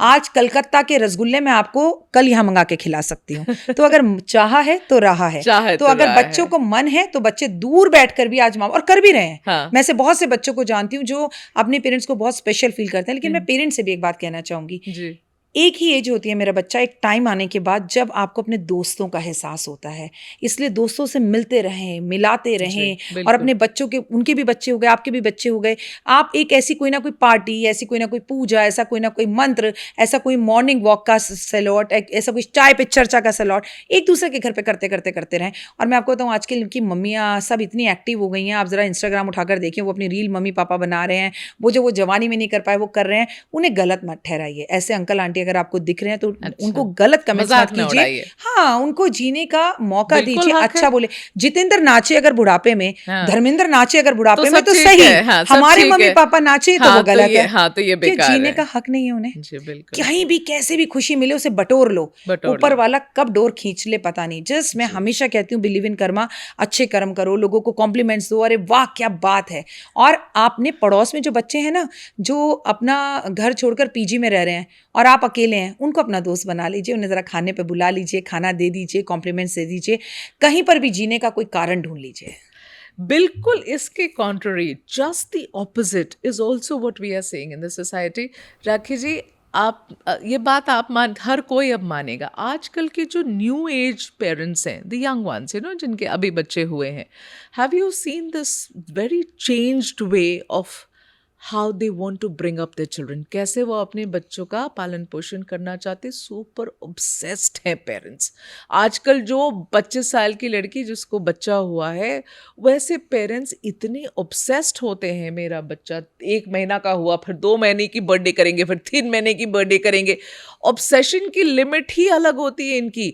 ये सामान आ रहा है, वो सामान आ रहा है, मतलब बच्चों को बड़ा करना, फिर वो कौन से क्लास में जाएगा, कहाँ ट्यूशन करेगा, ये बड़ी मतलब मैं खुद ही परेशान हूँ ये ऑब्सेशन देखकर। जिस तरीके से the new age parents are absolutely a different breed. जो जानते हैं, समझ रहे हैं मैं क्या कह रही हूँ, वो बहुत कनेक्ट करेंगे मेरे इस सवाल से, क्योंकि ऐसे लगता है उनसे, मैं अगर मैं अपनी जिंदगी या हम आपकी जिंदगी भी कंपेयर करूं, तो लगता है हम तो ऐसे ही पल बढ़ के बड़े हो गए। मुझे तो हमारे पेरेंट्स को पता भी था कि ये जन्म होने के बाद इसका क्या हो रहा है, हम तो ऐसे ही बड़े हो गए। हमारी तो शादी भी ऐसे ही हो गई। मैं जब शादियों को आजकल देखती हूँ, मैं लगता है हमारी तो ऐसी मेहंदी हुई, अगले दिन शादी हो गई। आजकल क्या क्या शूट्स होते हैं। देखिए, शादी पे तो आऊंगी, लेकिन ये मतलब ये बच्चों वाला चीज देखकर मैं खुद परेशान रहती हूँ। इतनी ऑब्सेशन। अरे ठीक है, बच्चा है, पल बढ़ के बड़ा हो जाएगा, हम सब बड़े हो गए और कोई खराब तरीके से बड़े नहीं हुए। पर हमारे पेरेंट्स दिन में 5 बार आपको नहीं चेक कर पा रहे थे कि ये क्या देख रहा है, क्या पढ़ रहा है, किससे बात कर रहा है, कौन से ट्यूशन जा रहा है, मैं इसको क्या सिखा रही हूँ, कोकोमेलन देख रहा है। It's sickening. It's sickening the way parents are bringing up the children now. उसका भी एक रीजन है, वो जो कर रहे हैं सही कर रहे हैं। जी हाँ, मैं आपको कह रही हूँ, वो जो कर रहे हैं वो सही अच्छा, कर रहे आपको हैं। ऐसा लगता है? बिल्कुल, उसका रीजन बताती हूँ। Okay. दादी होती थी, नानी होती थी, परदादी होती थी, हाँ। सारे बच्चों को एक साथ नंगा कर दिया जाता था, कट कट के मालिश, ऐसे मोड़ रहे हो, ऐसे मोड़ रहे हो। अभी आप किसी बच्चे की उंगली, धीरे मम्मी, आपको नहीं पता, I know, सेंसिटिव है, exactly. इसको तेल नहीं लगाना, डॉक्टर ने मना किया, इसको काजल नहीं डालना, आपको नहीं पता, ये आपके जमाने में होता था। Is it? सो वो बच्चों को, जिसने, उन्हें पता ही नहीं है, वो दादा दादी के हाथ में बच्चा देने को तैयार नहीं है, वरना ऐसे उल्टा लटका देते थे और ऐसे ऐसे हमारी दादियां करती थी और थप थप थप मारती थी। रीजन आज करके दिखाइए जरा। एग्जैक्टली, हमारे बुजुर्गों का घर में ना होना, एक बड़ा छत्र छाया वाला पेड़ ना होना, जो अपनी जड़ों से हमें पानी देता था, जो हमें जीने की कला और तमीज सिखाता था। आज मेड हमारे बच्चों को पाल रही हैं, आज माएँ मालिश नहीं करा रही, और टोटल बच्चों पर डिपेंड, जितनी भी न्यू बॉर्न में मदर्स है ना, वो डिपेंड्स हैं डॉक्टरों पर। डॉक्टर ने कहा है, अब आपको इस पे छोटी सी हर कहानी। चीज डॉक्टर ने कहा है राखी जी। घर के पेरेंट्स क्या कहते हैं उस पर आजकल के न्यू एज पेरेंट्स बिलीव ही नहीं करते। आपके माता पिता आपको कुछ समझा रहे हैं कि मालिश कर दे दिन में 3 बार, लेकिन डॉक्टर ने अगर एक बोला तो एक ही बार होगा, वो भी नहीं करवाती।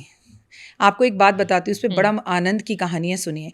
राधा और कृष्ण एक बहुत बड़े वन में बैठे हुए थे और कृष्ण जी बांसुरी बजा रहे थे। तो इतने में वहाँ एक गाय और गाय का बछड़ा आया। तो जो गाय है उसने बछड़े को उसकी गर्दन पर चाटना शुरू किया। वो उसको चाटती गई, इतना चाटा कि उसके अंदर से खून निकलने लगा और उसके कट हो गया और वो ब्लीडिंग करके गिर गया। इतने में राधा रानी ने कहा, हे राम, कृष्ण जी ये क्या हो रहा है, हे कन्हैया ये क्या हो रहा है। कृष्ण मुस्कुराए, बांसुरी छोड़ी और मुस्कुराते हुए बोले, ये कलयुग है। माँ बाप कलयुग में अपने बच्चे को इतना प्यार करेंगे कि उसी का सर्वनाश कर देंगे। आज हर छोटे बच्चे को एंजाइटी है, आज हर छोटे बच्चे को डिप्रेशन है। आपको पता है 15 साल की उम्र तक तो सरदर्द क्या है मुझे नहीं पता था। आज हर दूसरी लड़की को पीसीओडी है। आज बच्चों के बाल झड़ रहे हैं। आज बच्चे बोलते हैं मेरा मूड ऑफ है। मूड ऑफ है? हमारी मम्मी तो कपड़े धोने के डंडे से मार देती थी मूड ऑफ होने पर। आज तेरे को मैं बताऊं चप्पलों से पिटाई होती थी। आपने सुना किसी जनरेशन के? और वो मार जो थी ना वो हमें जिंदगी में मजबूत बनाती थी। जब हम पोशंपा भाई पोशंपा खेलते थे, जब हम छुपन छुपाई खेलते थे, जब हम पतंग उड़ाते, पतंग मत उड़ाना छत से गिर जाओगे। अरे कुछ करने ही नहीं देते हम अपने बच्चों को। आप ये पिटाई की तो बात ही छोड़ पिटाई दीजिए तो बहुत राखी दूर। जी, फ्रीडम पिटाई ही तो नहीं आप देते। पिटाई तो आप कर ही नहीं सकते, ना घर में ना बाहर ना स्कूल में। पिटाई इज जस्ट आउट। तो वहीं से कलयुग का आरंभ हुआ था और कन्हैया ने पहले ही बोल दिया था ऐसे माता पिता अपने बच्चों का पालन पोषण कलयुग में करेंगे। इसीलिए छोटे छोटे बच्चों को शुगर और बीपी हो रहा है। आपने एंजाइटी की बात उठाई और this is another problem in the society. When I said कि मैं एक एक करके आपसे पूछूंगी, एंजाइटी इतनी बड़ी प्रॉब्लम हो गई है। Mood swings, depression, anxiety. और सच कहूँ राखी जी, डिप्रेशन भी एक अजीब सी चीज़ है। आप नॉर्मल ज़िंदगी जी लें, सामने वाले को कुछ समझ में नहीं आए, but you are genuinely depressed in your heart. वो आप ही को पता है कि आपके साथ क्या हो रहा है।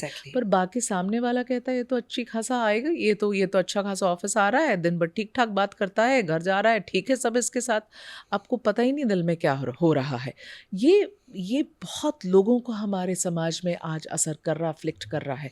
Whether it's mood swings, whether it's depression, whether it's a problem of anxiety. And anxiety is really becoming, it's an epidemic now. हर दूसरे तीसरे इंसान को किसी न किसी फॉर्म की एंजाइटी हो रही है।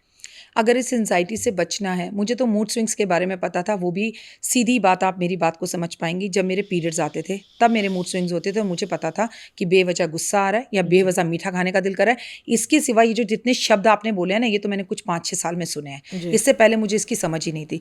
लेकिन आज मेरे पास 9th 10th के बच्चे आते हैं और 9th में आंटी हम 10th में, हमें बड़ा डिप्रेशन हो रहा है। अरे तुम्हें 10th की पढ़ाई में डिप्रेशन हो रहा है? हमने तो 2-2 बार बोर्ड दिया था, तब तुम्हारा डिप्रेशन क्या था? पूरी बुक आती थी हमारी और हमारे पास कोई ट्यूशन नहीं होती थी, कुछ नहीं होता था। कई बार लाइट घंटों नहीं आती थी और हम अगले दिन एग्जाम देने जाते थे। और कितनी स्ट्रिक्ट हमारी टीचर रहती थी। ये सब हमारा चंद्रमा वीक है। माँ के पेट में जब बच्चा होता है, कौन से संस्कार सनातनी आज अपना रहे हैं? आज जब पंडित शादी करता है बच्चों की, तो हमारे यहाँ धरती पर बैठकर शादी होती है। आपकी कैसे हुई, मेरी कैसे हुई, जमीन पर बैठ के। आज जितनी शादियां हो रही हैं, दूल्हा दुल्हन चौकी पर बैठे हैं, पंडित नीचे बैठा है, लड़का लड़की ऊंचे हैं, हवन नीचे है, लड़का लड़की ऊंचे हैं। आज जितनी लड़कियां शादी पर दुल्हन बनकर बैठती हैं, वोट का पी कर बैठती हैं। मैं सबकी बात नहीं कर रही हूँ, इससे पहले कि आप क्रोधित हो। ज्यादातर पंडित जी पैसे लो जल्दी कराओ लड़का। हम उस देश से हैं जहाँ माता पिता पानी नहीं पीते थे। लड़की का कन्यादान होने से पहले देश कहाँ जा रहा है? लड़कियां आज ब्लू कलर के कपड़े पहनकर शादी के फेरे ले रही हैं। उसका मतलब why we are wearing a blue colour, black colour? अरे ये इट इज नॉट अ शादी का कलर। हमारे यहाँ पर लाल रंग, मेहरून कलर, पिंक कलर जो आपने पहना हुआ है, मैंने पहना हुआ है, इनको शादी का रंग बोला जाता है। तो हमारे ब्लू और ब्लैक शादी में नहीं। ब्लैक तो मैं समझ गई, ब्लू नहीं पहन सकते। ब्लू और ब्लैक एक ही फैमिली के हैं। और हमारे यहाँ तो माँ काला रंग का दुपट्टा भी एक लड़की को अपने फंक्शन में, शादी के दाज में, जिसे कहते हैं ना, नॉट दहेज, दाज कहते हैं पंजाबी में, उसके कपड़ों में नहीं रखती थी। इससे सच में कोई असर होता है? बहुत असर होता है और हो रहा है। ये डिप्रेशन का रीजन नहीं है। आप मुझे एक बात बताइए, हर लड़की आज शादी आपकी, मेरी मम्मी की, आपकी मम्मी की शादी उनके घर से होती थी। आज हमारा घर बंद रहता है जहां वो बच्ची छम छम कर कर खेली।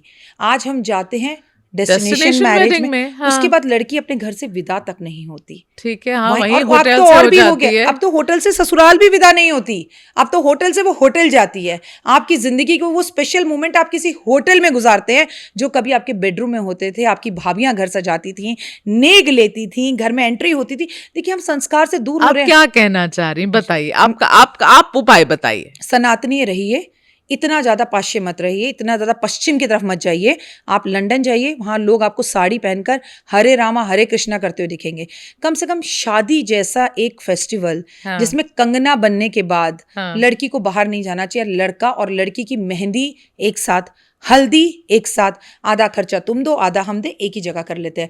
जबकि शादी से पहले लड़की को लड़का छुप कर देखती थी, बारात आती थी कि छुप कर देख ले तो अच्छा होता है। दुनिया बदल रही है। नहीं तो फिर बदल रही है तो डिप्रेशन के लिए भी रेडी रहिए, तलाक के लिए भी रेडी रहिए। सनातनी मत कहिए अपने आप को। आप वोडका पीकर फेरे लेंगे, अग्नि के पवित्र फेरे, अग्नि देवता के पवित्र फेरे। ये अब वोडका पीकर लड़कियां फेरे ले रही हो तो छोटी इंस्टेंसेस होंगी, कम होंगी, आपको क्यों नहीं लग रहा देखिए, है? मैं फिर आपसे बोल रही हूँ, मैं ज्यादातर हाँ। मेट्रो शहरों की बात कर रही हूँ। हाँ। पंडित जी की बात कर लेते हैं आपसे मैं। ठीक है। जो ब्राह्मण आपके मंत्रों से फेरे लेकर हाँ। अग्नि से आप दो को एक करता है, हाँ। आपको जन्मों जन्मों के बंधन में बांधता है। दिल पर हाथ रखकर बोलेगा, झूठ नहीं बोलेगा। हाँ। आप कितनी भी शादी में जाती हैं, किसी कोने में पंडित बैठा रहता है, उसे खाना पूछने वाला कोई नहीं होता, उसके पास एक वेटर नहीं होता। अगर पंडित ये कह दे कि हाँ। महाशय मैं आपकी बेटी के फेरे करवाऊंगा और 1,01,000 रुपए लूंगा, 1,00,000 पंडित जी, ये तो बहुत ज्यादा है। और अंबानीज की जब शादी होती है तो आप कहते हो वाह बड़ा पैसा लगा है, 100 पंडित मंत्र पढ़ते हैं। कभी अंबानीज में तलाक क्यों नहीं होता? इतनी बड़ी बड़ी शादियां होने के बाद क्यों उन्हें नहीं नजर होता? क्यों नहीं लगता? क्यों नहीं क्योंकि होता? सनातनी है वो। आपने अंबानी उनके सनातनी है। आपने किसी भी बहू को, उनकी किसी भी उनके घर की महिला को नीले रंग के कपड़े पहने देखा शादी में? आपने लाल रंग के कपड़ों में उनको देखा? आपने ब्राह्मणों को भोजन कराते देखा? 100 पंडितों को मंत्र पढ़ते देखा या एक को देखा? पंडितों को भोजन कराते उनको देखा? मुझे आप बताइए ना, मैंने आपसे सवाल पूछा, हाँ। किस शादी में आपने लड़की के माता पिता को या लड़के के माता पिता को ब्राह्मण को भोजन कराते देखा पिछले 10 साल में? अच्छा, आपने पूछ ही लिया है राखी जी। तो हमारे घर में जितनी शादी हुई है, खुद से ब्राह्मण को और हमारे पंडित को, हमारे घर में तो ये होता है कि पंडित जी हमारी सबसे पहली प्रायोरिटी होते हैं। जब तक पूजा खत्म हो जाए, सबसे पहले उनको खाना खिलाना, सबसे पहले उनको दक्षिणा देना, जो भी सामान बांध के उन्हें देना, जब तक वो घर से बाहर नहीं निकल जाते। मैं भी आपको खुद कह रही हूँ, मुझे भी स्ट्रेस रहता है कि फर्स्ट डील विद पंडित जी, उसके बाद ही बाकियों से डील करेंगे। बिल्कुल, मैं शादी की बात कर रही हूँ। जब बारात आती है तो लड़की के बहनें या उसकी मम्मी सब दूल्हा दुल्हन की तैयारी में लगे रहते हैं। जिस घर के अंदर सब कुछ करता धरता करने वाला पंडित है, उस वैसे 5 पंडित बैठाओ। पहले पता है क्या होता था? एक पंडित लड़की के घर से आता था, एक पंडित लड़के के घर से आता था, और दोनों अपने अपने बच्चे के पास बैठ जाते थे और अपने अपने नियम बोलते थे, और पूरे के पूरे 7 फेरों के 7 वचन बोले जाते थे। आपको पता है पूरे पूरे वचन भी नहीं होते हैं, फेरे भी पूरे नहीं होते हैं। कहीं पर 4 फेरे लग रहे हैं, कहीं पर 5 फेरे लग रहे हैं, कहीं पर मजाक चल रहा है, कहीं पर बिल्कुल दारू पीकर लोग लेटे हुए हैं। दिस इज, देखिए आप हर बात में ना डिप्रेशन, एंजाइटी, सुसाइड, तलाक, पत्नी ने तंग करा मैं सुसाइड कर रहा हूँ, ये सब रीजन है कि हम जिस कर्म को कर रहे हैं, जिस सनातनीय चीज को हम कर रहे हैं, उसे हम पूरे वेद उच्चारण के साथ, नियम के साथ नहीं कर रहे हैं। हम उसके साथ खाली हंसी मजाक कर रहे हैं। अच्छा, हम दिखावे में ज्यादा हैं।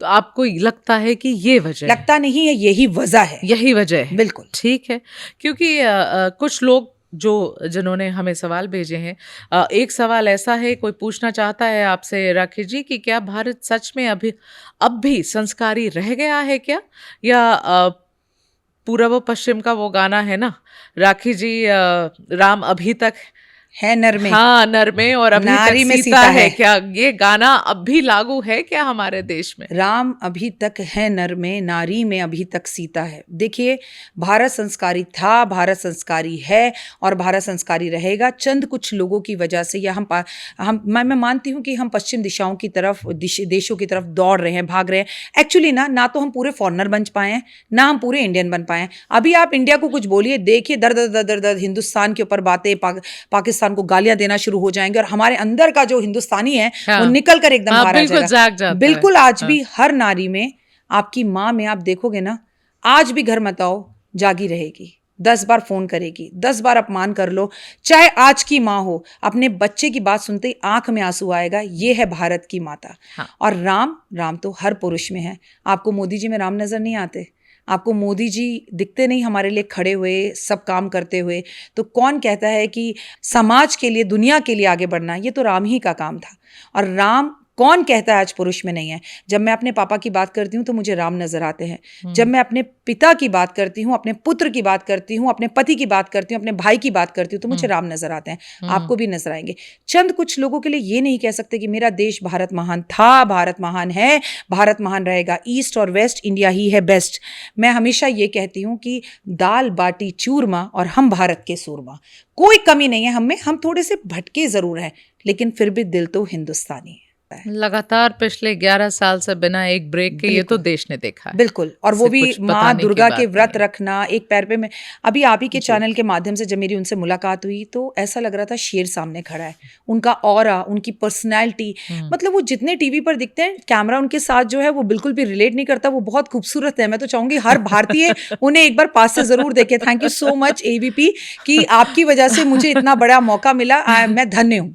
अच्छा, हाँ, ये और आप जो बात कह रही हैं उनको मैं तो पिछले 21 साल से कवर कर रही हूँ उनको। और ये नवरात्र की जो वो रखते हैं व्रत, साल में 2 बार सिर्फ पानी पे रहना, गर्म पानी पे, जो बड़ा व्रत होता है अक्टूबर नवंबर वाला, तो वो गर्म पानी पे रहना, वो एक बड़ी, मतलब वो एक्सप्लेन नहीं कर पाते। मुझे नहीं लगता है कि कोई समझ पाता है इस बात को कि 9 दिन सिर्फ गर्म पानी पर रहना कैसे पॉसिबल होता और है। चेहरे पर वो चमक है, उसके बाद भी कैंपेनिंग भी करते हैं उस Exactly. वक्त। हाँ। मैंने तो उन्हें आराम करते देखा ही नहीं। मैं उनको देखती हूँ शाम को MP में है, रात को राजस्थान में है, अभी वो मलेशिया चले गए। मतलब उनमें जो, मतलब कभी आप थक जाए ना, होता है? मतलब मुझे ऐसा लगता है कि जब आपके अंदर कोई जोश होता है ना किसी चीज को करने के, से पागलपंती जिसे कहते हैं वो होती है, तो फिर आपको, उनको ना वो देश से प्रेम है, उठाएंगे अपना झोला और चले जाएंगे। वो नहीं डरते किसी से, निंदा से नहीं डरते हैं।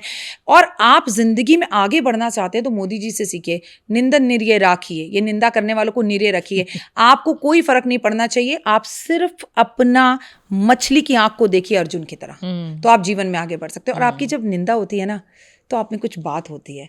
अब आप मुझे एक बात बताइए, एक फल सूखा, एक पेड़ है सूखा है, एक पेड़ है फलों से भरा हुआ है। आप सूखे पेड़ पर लोगों को पत्थर मारते नहीं देखेंगे। पत्थर तो छोड़िए अजी, उसके नीचे भी नहीं खड़े होंगे।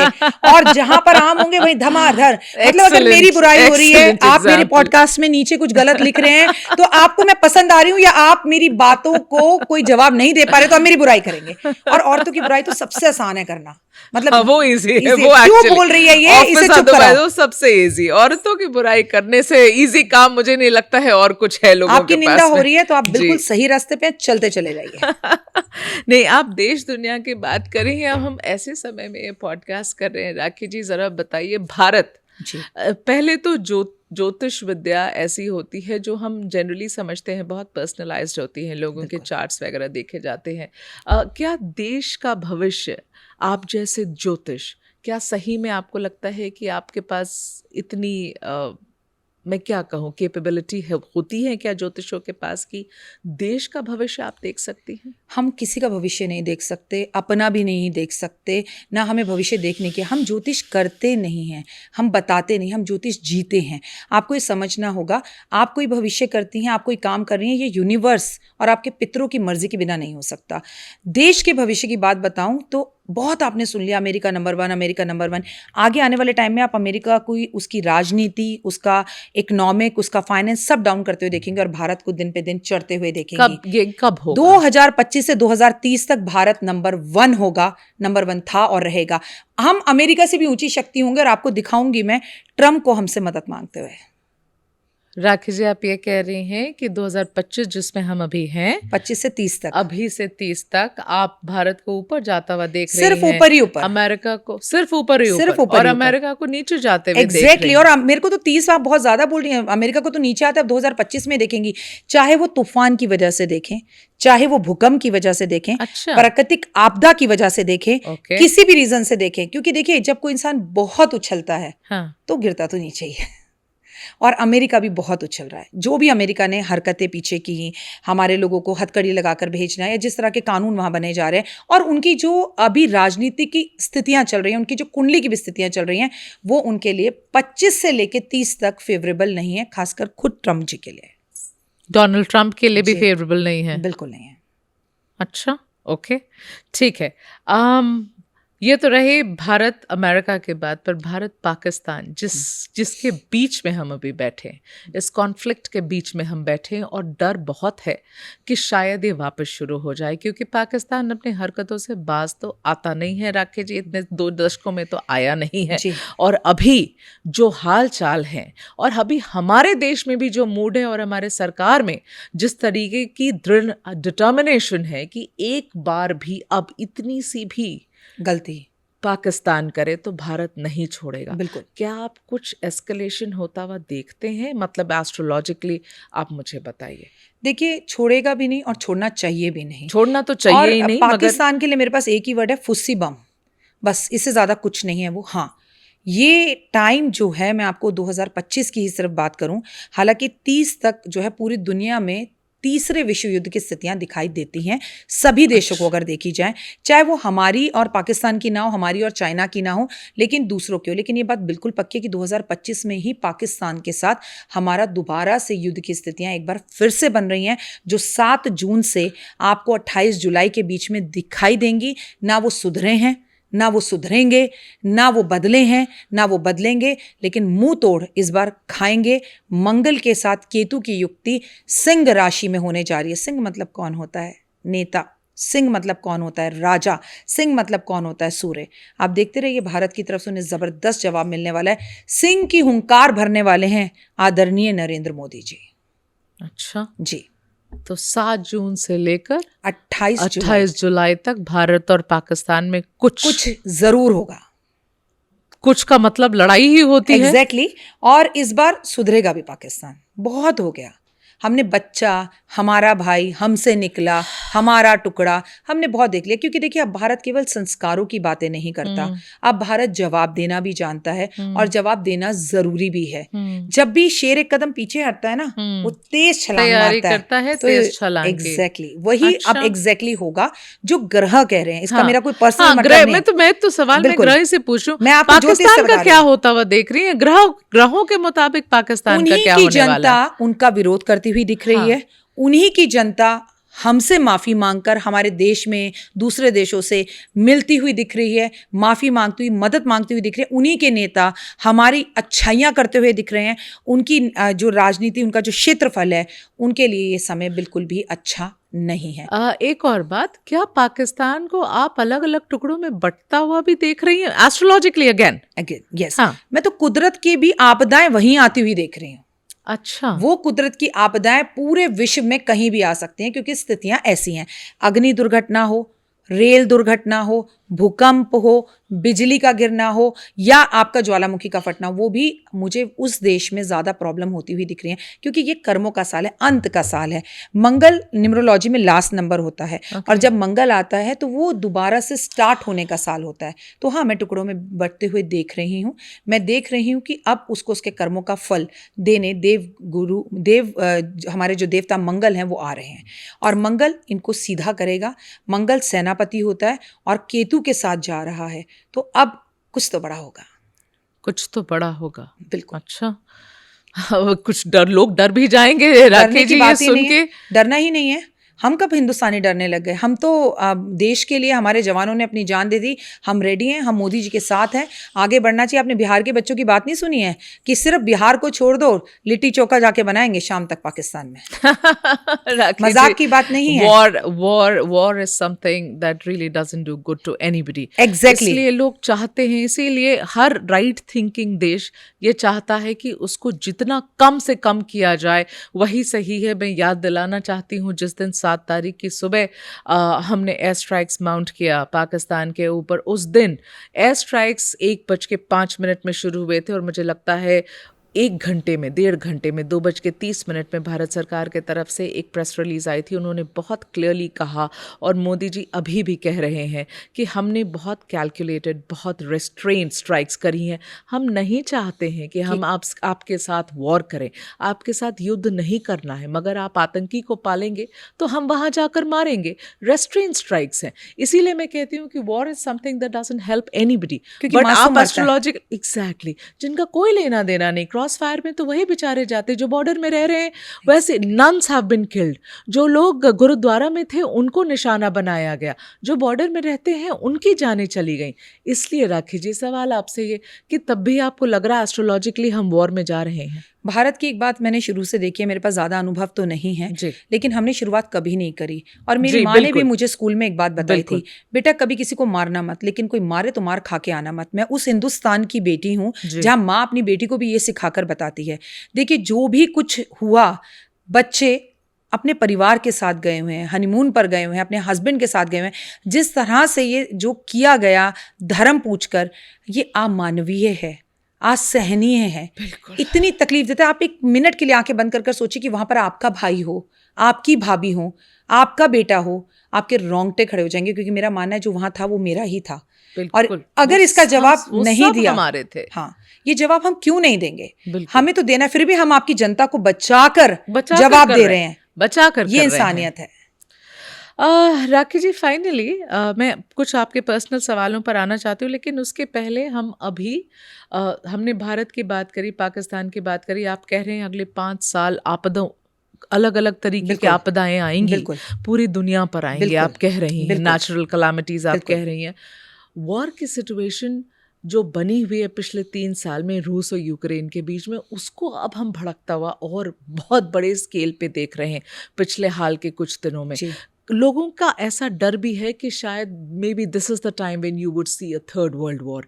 हमने 2 वर्ल्ड वॉर्स तो देखे हैं जहाँ कई कई देश उसमें इन्वॉल्व हो जाते हैं। जी। क्या ऐसी कोई स्थिति बनती हुई दिख रही है क्या आपको? देखिए, जब मैंने आपसे मंगल और केतु की युक्ति की बात करी, तो ऐसा थोड़ी है कि हिंदुस्तान और पाकिस्तान के लिए वो युक्ति बन रही है।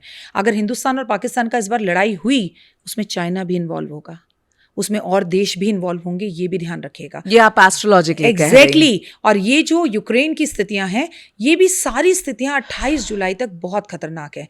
लेकिन अब ना विराम होगा। इन दोनों युद्ध में से एक देश जीतेगा और एक हारेगा। 28 डिसाइसिव होंगे। एग्जैक्टली। 28 जुलाई तक आपको इसका रिजल्ट्स दिखाई देगा। 28 जुलाई तक। बिल्कुल। पर तब भी आप 5 साल का समय तो खतरनाक है ही। हाँ, खतरनाक है। कुछ बिल्कुल। अच्छा नहीं। अच्छी बातें तो नहीं होती दिख रही हैं आपको स्टार्स के अलाइनमेंट के हिसाब से। देखिए, हमारा देश कितना बड़ा कुंभ कर अभी आया है, कितनी बातें, कितना धर्म यहाँ पर होता है। हम रामनवमी मनाते हैं, हम नवरात्रे बनाते हैं, हम बड़े बड़े यज्ञ हवन करते हैं, हम एक IPL का मैच जीतने तक के लिए कितनी सारी प्रेयर्स कर देते हैं। ये ना धर्म की है भूमि, ये कृष्ण की है भूमि, ये राम की है भूमि। आपको मैं बता दूं, चाहे कितनी भी प्रॉब्लम में भारत फंसे, लेकिन बहुत आराम से निकल कर बाहर आएगा। उसका नेतृत्व नरेंद्र मोदी जी कर रहे हैं। एक ये रीज़न है, एक ये धर्म भूमि है, सनातन भूमि है, एक ये रीज़न है। तो चिंता मत करिए, चाहे कुछ भी हो, हम ही उभरते हुए आगे दिखाई देंगे। लेकिन ये बात मैं बिल्कुल नहीं भूल सकती कि देश और दुनिया के लिए स्थितियाँ बिल्कुल भी अच्छी नहीं है, लेकिन भारत के लिए एक अच्छी बात यह है, हमें कोई बड़ा खजाना मिल सकता है जो धरती से मिल जाए, चाहे वो सोना हो, चाहे वो कोई हमें पेट्रोल मिल जाए, कुछ भी मिल जाए, जिससे भारत रातों रात पूरे भारत के अंदर कहीं पर भी, इवन विश्व में कहीं पर भी बड़े खजाने की जो एक चीज़ है, वो हमारे सामने 2025 से 26 के बीच में मिल सकती है। अच्छा, आप नवरात्र में कुंडली नहीं देखती हैं, ऐसा क्यों?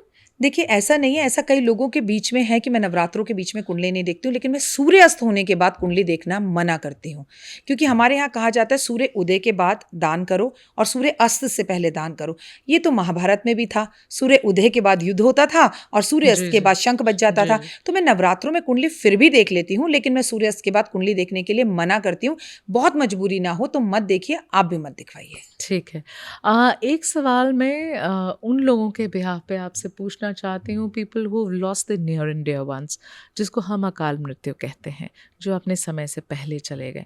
वैसे तो माता पिता हम सब ने खोए हैं, ठीक है, अपनी ज़िंदगी जो जी के जाता है वो आराम से जाता है, मगर कई ऐसे लोग हैं, कई ऐसे परिवार हैं, लोग हैं जिन्होंने समय से पहले अपने लोगों को खोया है। वैसे बहुत लोग हैं who go through a lot of disturbing times. They are unable to come to terms with it. उन लोगों के लिए क्या आप कुछ बताना चाहेंगी? क्योंकि जो धारणा हमारे हिंदू संस्कृति में जो धारणा है कि वो कहीं नहीं जाते, वो आपके आसपास ही रहते हैं, इसमें इन बातों में कितनी सच्चाई है राखी ji? I mean, once they are dead, they are not physically with you. Then either you have to have amazing connect with the universe to understand कि क्या हो रहा है, और अगर नहीं है तो समझना चाहिए ना। आजकल की जनरेशन कहती है वन लाइफ ना, ये आजकल की जनरेशन को आजकल की जनरेशन यही कहती है, this just one life that we are living, जो करना है यहीं पे कर लो। मगर हमारी संस्कृति ने तो हमें ये नहीं समझाया है। उन लोगों के लिए जो इस दर्द के, those were going through this pain, उनके लिए जवाब। आपको पता है, एक बच्चा पैदा होने के बाद जितने संस्कार हमारे यहाँ होते हैं उतने ही संस्कार मरने के बाद भी 1 साल तक हमारे यहाँ होते हैं। जी, बाकायदा उन्हीं रूलों को फॉलो किया जाता है। मैं आपको एक बात बताऊंगी, आप मेरी बात को रिलेट कर पाएंगी, समझ पाएंगे, और शायद मेरी आपकी उम्र के जो लोग हैं वो भी समझ पाएंगे। आपकी ना मम्मी आपके घर में हैं, आपके पिताजी आपके घर में हैं, नॉर्मली उनकी कोई भी फ़ोटो लगाइए आप, लगाते भी हैं हम अपने पेरेंट्स के साथ अपनी फ़ोटो, नॉर्मल रहेगी, बिल्कुल कुछ नहीं। जिस दिन हमारे माता पिता हमें छोड़कर चले जाते हैं और हम उनकी फ़ोटो दक्षिण की दीवार पर लगाते हैं, और उस पर दक्षिण हमेशा साउथ की दीवार पर उनकी जो होती है फ़ोटो लगती है, और जब हम उससे बात करते हैं आपको उस फोटो से जवाब मिलता है। अगर आपके दर्शक इस वक्त मुझे सुन रहे हैं तो कर देखें आप, वो फोटो इंसान जीवित हो उसकी फोटो में आंखों में वो बात नहीं होगी जो मरने के बाद उसकी फोटो की आंखों में दिखती है। और अगर ऐसा ना होता तो हमारे देश में मरने के बाद फोटोएं लगाने का रिवाज ही ना होता। आपको पता है हमारे पितर कहीं नहीं जाते, कहाँ जाते हैं? हमारे साथ रहते हैं, उनकी रूह हमारे अंदर मिल जाती है। गंगा में हम उनकी जो है जितनी भी अस्थियां जब लेकर जाते हैं शांति से विसर्जन करते हैं। मैं आपको एग्जांपल बताती हूँ, आप ट्राई कर लीजिए ना, हाथ अंगन को आरसी क्या, पढ़े लिखे को फारसी क्या। आपके जो लोग आपके चाहे हस्बैंड हों, चाहे आपके भाई हो या माता पिता हों या सास ससुर जो दुनिया से जा चुके हैं, अगर वो इस दुनिया में नहीं है, उनकी तस्वीर अगर आपने बड़ी तमीज़ से घर के अंदर लगा रखी है, ठीक है, आप खुद आजमा लीजिए, तो आज आप उनके सामने खड़े हों ये पॉडकास्ट देखने के बाद और उन्हें बोलें क्या आप मुझे सुन पा रहे हैं, और अगर हाँ आप मुझसे खुश हैं और आपका आशीर्वाद सदैव मेरे साथ है तो मुझे संकेत दें। ठीक है, संकेत मांगे, संकेत मांगे, ठीक है, संकेत इसी मांगे। टाइम आपके घर की बेल बज जाएगी, फोन की बेल बज जाएगी, कोई आवाज़ आ जाएगी, उनकी फेवरेट बहन का मौसी का कॉल आ जाएगा, कोई चीज़ गिर जाएगी, उनकी फोटो से हार गिर जाएगा, वो आपको संकेत ज़रूर देंगे, घर जाके आजमा लेना। तो राखी जी, आपका ये मतलब है कि वो हमारे आसपास हमेशा आपके अंदर हैं। अरे आप अपनी मम्मी के अंदर से निकली हैं, आप अपने पापा का अंश है, खून रग में आपके पिताजी का दौड़ रहा है, मेरे रग में, वो कहाँ जाएंगे? They are here. आत्मा कभी नहीं मरती, हम उन्हें भूल जाते हैं। आपको पता है आज भी मैं जब घर से बाहर निकलती हूँ, आपके शो के लिए मैं आई हूँ, तो मेरे सास ससुर की तस्वीर मेरे घर पर लगी है। मैं बोलकर आती हूँ पापा मम्मी ध्यान रखना मैं शो करके आ रही हूँ, और मुझे उसका रिस्पांस भी मिलता है। ऐसे लोगों के घर में कभी चोरी नहीं होती, ऐसे लोगों के घर में कभी डाका नहीं पड़ता, जो मरने के बाद भी अपने माता पिता को, अपने अंश को रखते हैं। लेकिन देखिए ये भी दुर्भाग्य, आप इससे भूल नहीं सकते कि जीते जी तो कभी उन्हें पूछा नहीं, और मरने के बाद सडनली आपको उनकी सारी खूबियाँ याद आ रही हैं। रीज़न है आप बच्चा कौन पाले, अच्छा मम्मी इतना करती थी अब पता चला है, और पहले लिखता था आप करती क्यों, प्लीज़ डिस्टर्ब मत करो, कॉल मत करो। तो मतलब एक तरीके से समझिए कि पुनर्जन्म की जो पूरी थ्योरी है उसमें आप बिलीव करती हैं? मैं हर चीज़ में बिलीव करती हूँ। मैं ये मानती हूँ कि इस टाइम पे भी यहाँ पर बहुत सारी एनर्जीज हैं, बहुत सारी एनर्जीज, बैड भी और गुड भी। यहाँ हमारे स्टूडियो में 100% जब हम बात कर रहे हैं, अगर हम अब इसी वक्त नेगेटिव एनर्जीज को बुलाएं और बोलें कि नेगेटिव एनर्जीज हमें दिखाएं कि आप यहाँ पर हैं और ये सच है, तो अभी आपको नेगेटिव एनर्जीज ये प्रूफ देना शुरू कर देंगी। But you should believe. अगर आप ये कहते हो कि आजमाना है, अगर को लाइट चली जाए, पूरा सिस्टम 1 मिनट के लिए बंद हो जाए, ये कप गिर जाए, ये टेबल हिल जाए, ये माइक हिल जाए अपने आप से, कुछ भी ऐसा हो जाए, कुछ भी यहाँ से कोई चीज़ गिर जाए, चाहे किसी की वजह से गिर जाए, कि द एनर्जीज आर हेयर। इसकी पूरी दुनिया ना मेघा जी एक बात समझ लीजिए, एनर्जीज से बनी है, पॉजिटिव और नेगेटिव, जो आपके पास दोनों हैं। चॉइस इज योर, आप नेगेटिव एनर्जीज को बुलाएं। चलिए आपको एक एग्जांपल देती हूँ, आपके दर्शकों को तो समझ में नहीं आएगा, मैं आपको जहाँ जहाँ बोलूँगी आप वहाँ वहाँ देखेंगी। आप इस कप को देखिए, आपके पास पड़ा है, ये रेड है। आप इस कप को देखिए, ये रेड है। आप इस कालीन को देखिए, रेड है। आप उसको देखिए, वो रेड है। ऊपर देखिए, रेड है। मेघा जी जब मैं आपको रेड कलर देखने के लिए बोल रही थी, ईमानदारी से बोलिए आपकी नज़र किसी और चीज़ पे जा रही थी? नहीं। इसका मतलब जो आप देख रही थी आपको वही दिख रहा था। जिस एनर्जीज को आप कॉल करेंगी वही आएगी। इफ यू आर कॉलिंग कि आज बॉस खुश हो जाएंगे तो बॉस खुशी होंगे। अरे बाप रे 9:30 बज गए, आज डांट पड़ेगी, बॉस देखते ही कहेगा तुम नहीं सुधर सकती। So which kind of energies you are calling वही आती हैं। तो पॉजिटिव भी बुलाइए ना। जब आपका कॉन्सेंट्रेशन सिर्फ ये है ये हमसे ना हो पाएगा तो वो नहीं हो पाएगा। ईश्वर कहेगा तदास्तु, तुम नहीं कर पाओगी। और अरे कैसे नहीं होगा, ऐसा कौन सा काम है जो डॉक्टर वायराकी नहीं करती, अब भी कर कर दिखाती हूँ। वो कॉन्फिडेंस आपके अंदर आ गया, सारी ब्रह्मांड की एनर्जीज आपके साथ जुड़ गए और आप कर लेंगे। राखी जी एक बात बताइए, आपको जितनी मैंने आपकी पॉडकास्ट सुनी, मेरे ऑफिस में भी कई लोग आपको जानते हैं, एक मंत्र आपकी बड़ी कांस्टेंट रहती है, जो करना है सुबह उठ के करो, जल्दी उठो, सुबह उठो, सुबह उठो। भाई मेरे भी जनरेशन के लोग और मेरे बाद वाले तो सुबह उठने की कॉन्सेप्ट बची ही नहीं है। उनको आप क्या कहेंगी? सुबह नहीं उठ सकते हैं लोग राकेश जी, बहुत लोग को ये तकलीफ है। कोई बात नहीं, मत उठिए, लेकिन एक दिन अगर आपको संडे का मिलता है जब आप कहते हैं हमें सोना है, हाँ। मैं तो कहूँगी अगर आदरणीय नरेंद्र मोदी जी भी मेरे इस कार्यक्रम को देख रहे हैं तो संडे को वर्किंग करें और मंगलवार की छुट्टी करें। मंगलवार की छुट्टी करें, संडे की छुट्टी ना करें। बिल्कुल, पहले भी भारतीय सभ्यता संस्कृति में मंगलवार की, जितनी भी आप गांधी की संस्थाएं देखेंगे उसमें मंगलवार की छुट्टी होती थी। अच्छा, ऐसा क्यों? ऐसा इसलिए क्योंकि मंगल क्रोधी होता है, एक्सीडेंट का कारक होता है, लड़ाई का रीजन होता है, तलाक का कारक होता है।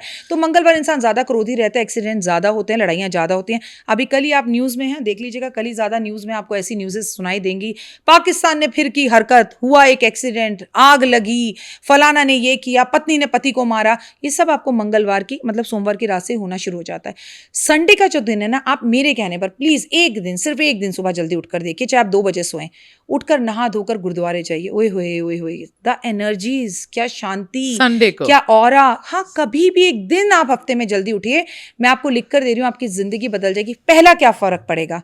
आपकी दवाइयां आधी हो जाएंगी, आप बीमार कम रहेंगी, आप फालतू के चक्रों में नहीं पड़ेंगे, और जो काम आपका दोपहर को 2 बजे खत्म होता था वो 9 बजे खत्म हो जाएगा। अगर हम सुबह उठकर नहा धोकर मंदिर, गुरुद्वारा या अपने रिलीजन के हिसाब से जहां जाएं, मेडिटेशन करो, योगा करो, मत जाओ कहीं भी, उठ जाओ बस। अब लेकिन उठ के वीडियोस मत देखने बैठ जाओ, अब उठ के टीवी मत देखने लग जाओ। उठ के सिर्फ आप अपने लिए कुछ समय निकालो, खुद से बात करो, कुदरत को देखो, वो जो चिड़िया चहचहाती है, वो जो सूरज निकलता है, जो एकदम ठंडा होता है और फिर एकदम तेज हो जाता है, उसे देखो। राकेश जी, एक बात बताइए, क्या हर चीज़ कुंडलिया में लिखी रहती है? क्या हर चीज़ हमारे चार्ट्स में लिखी रहती है? Is everything about destiny? Is really everything about destiny? फिर ये 2 हाथ जो भगवान ने आपको दिए कर्म करने के लिए, उसका क्या अर्थ है? फिर जब लिख कर ही आए थे नीचे, जब मेरी पूरी ज़िंदगी, आपकी पूरी ज़िंदगी, हम सबकी ज़िंदगी ऊपर से लिखी के आई ना राकेश जी, तो फिर क्या है ज़रूरत क्या करने की? कुछ लिख कर नहीं आया, सब कुछ आप लिखती हैं। कोई मेहनत करने से कुछ नहीं होता, मेहनत करने से होता तो ये एबीपी न्यूज़ की इतनी बड़ी बिल्डिंग जिन मजदूरों ने खड़ी करी है, वही बाहर नीचे झुग्गियों में रह रहे हैं। क्यों? मेहनत करने से अगर सब कुछ मिलता तो शाहरुख खान का घर जिसने बनाया है वो शाहरुख खान के घर के अंदर रहता। शाहरुख खान ने तो ईंट पत्थर से घर नहीं बनाया। क्या कहने का मतलब? मेरा कहने का मतलब है कर्म से सब कुछ मिलता है।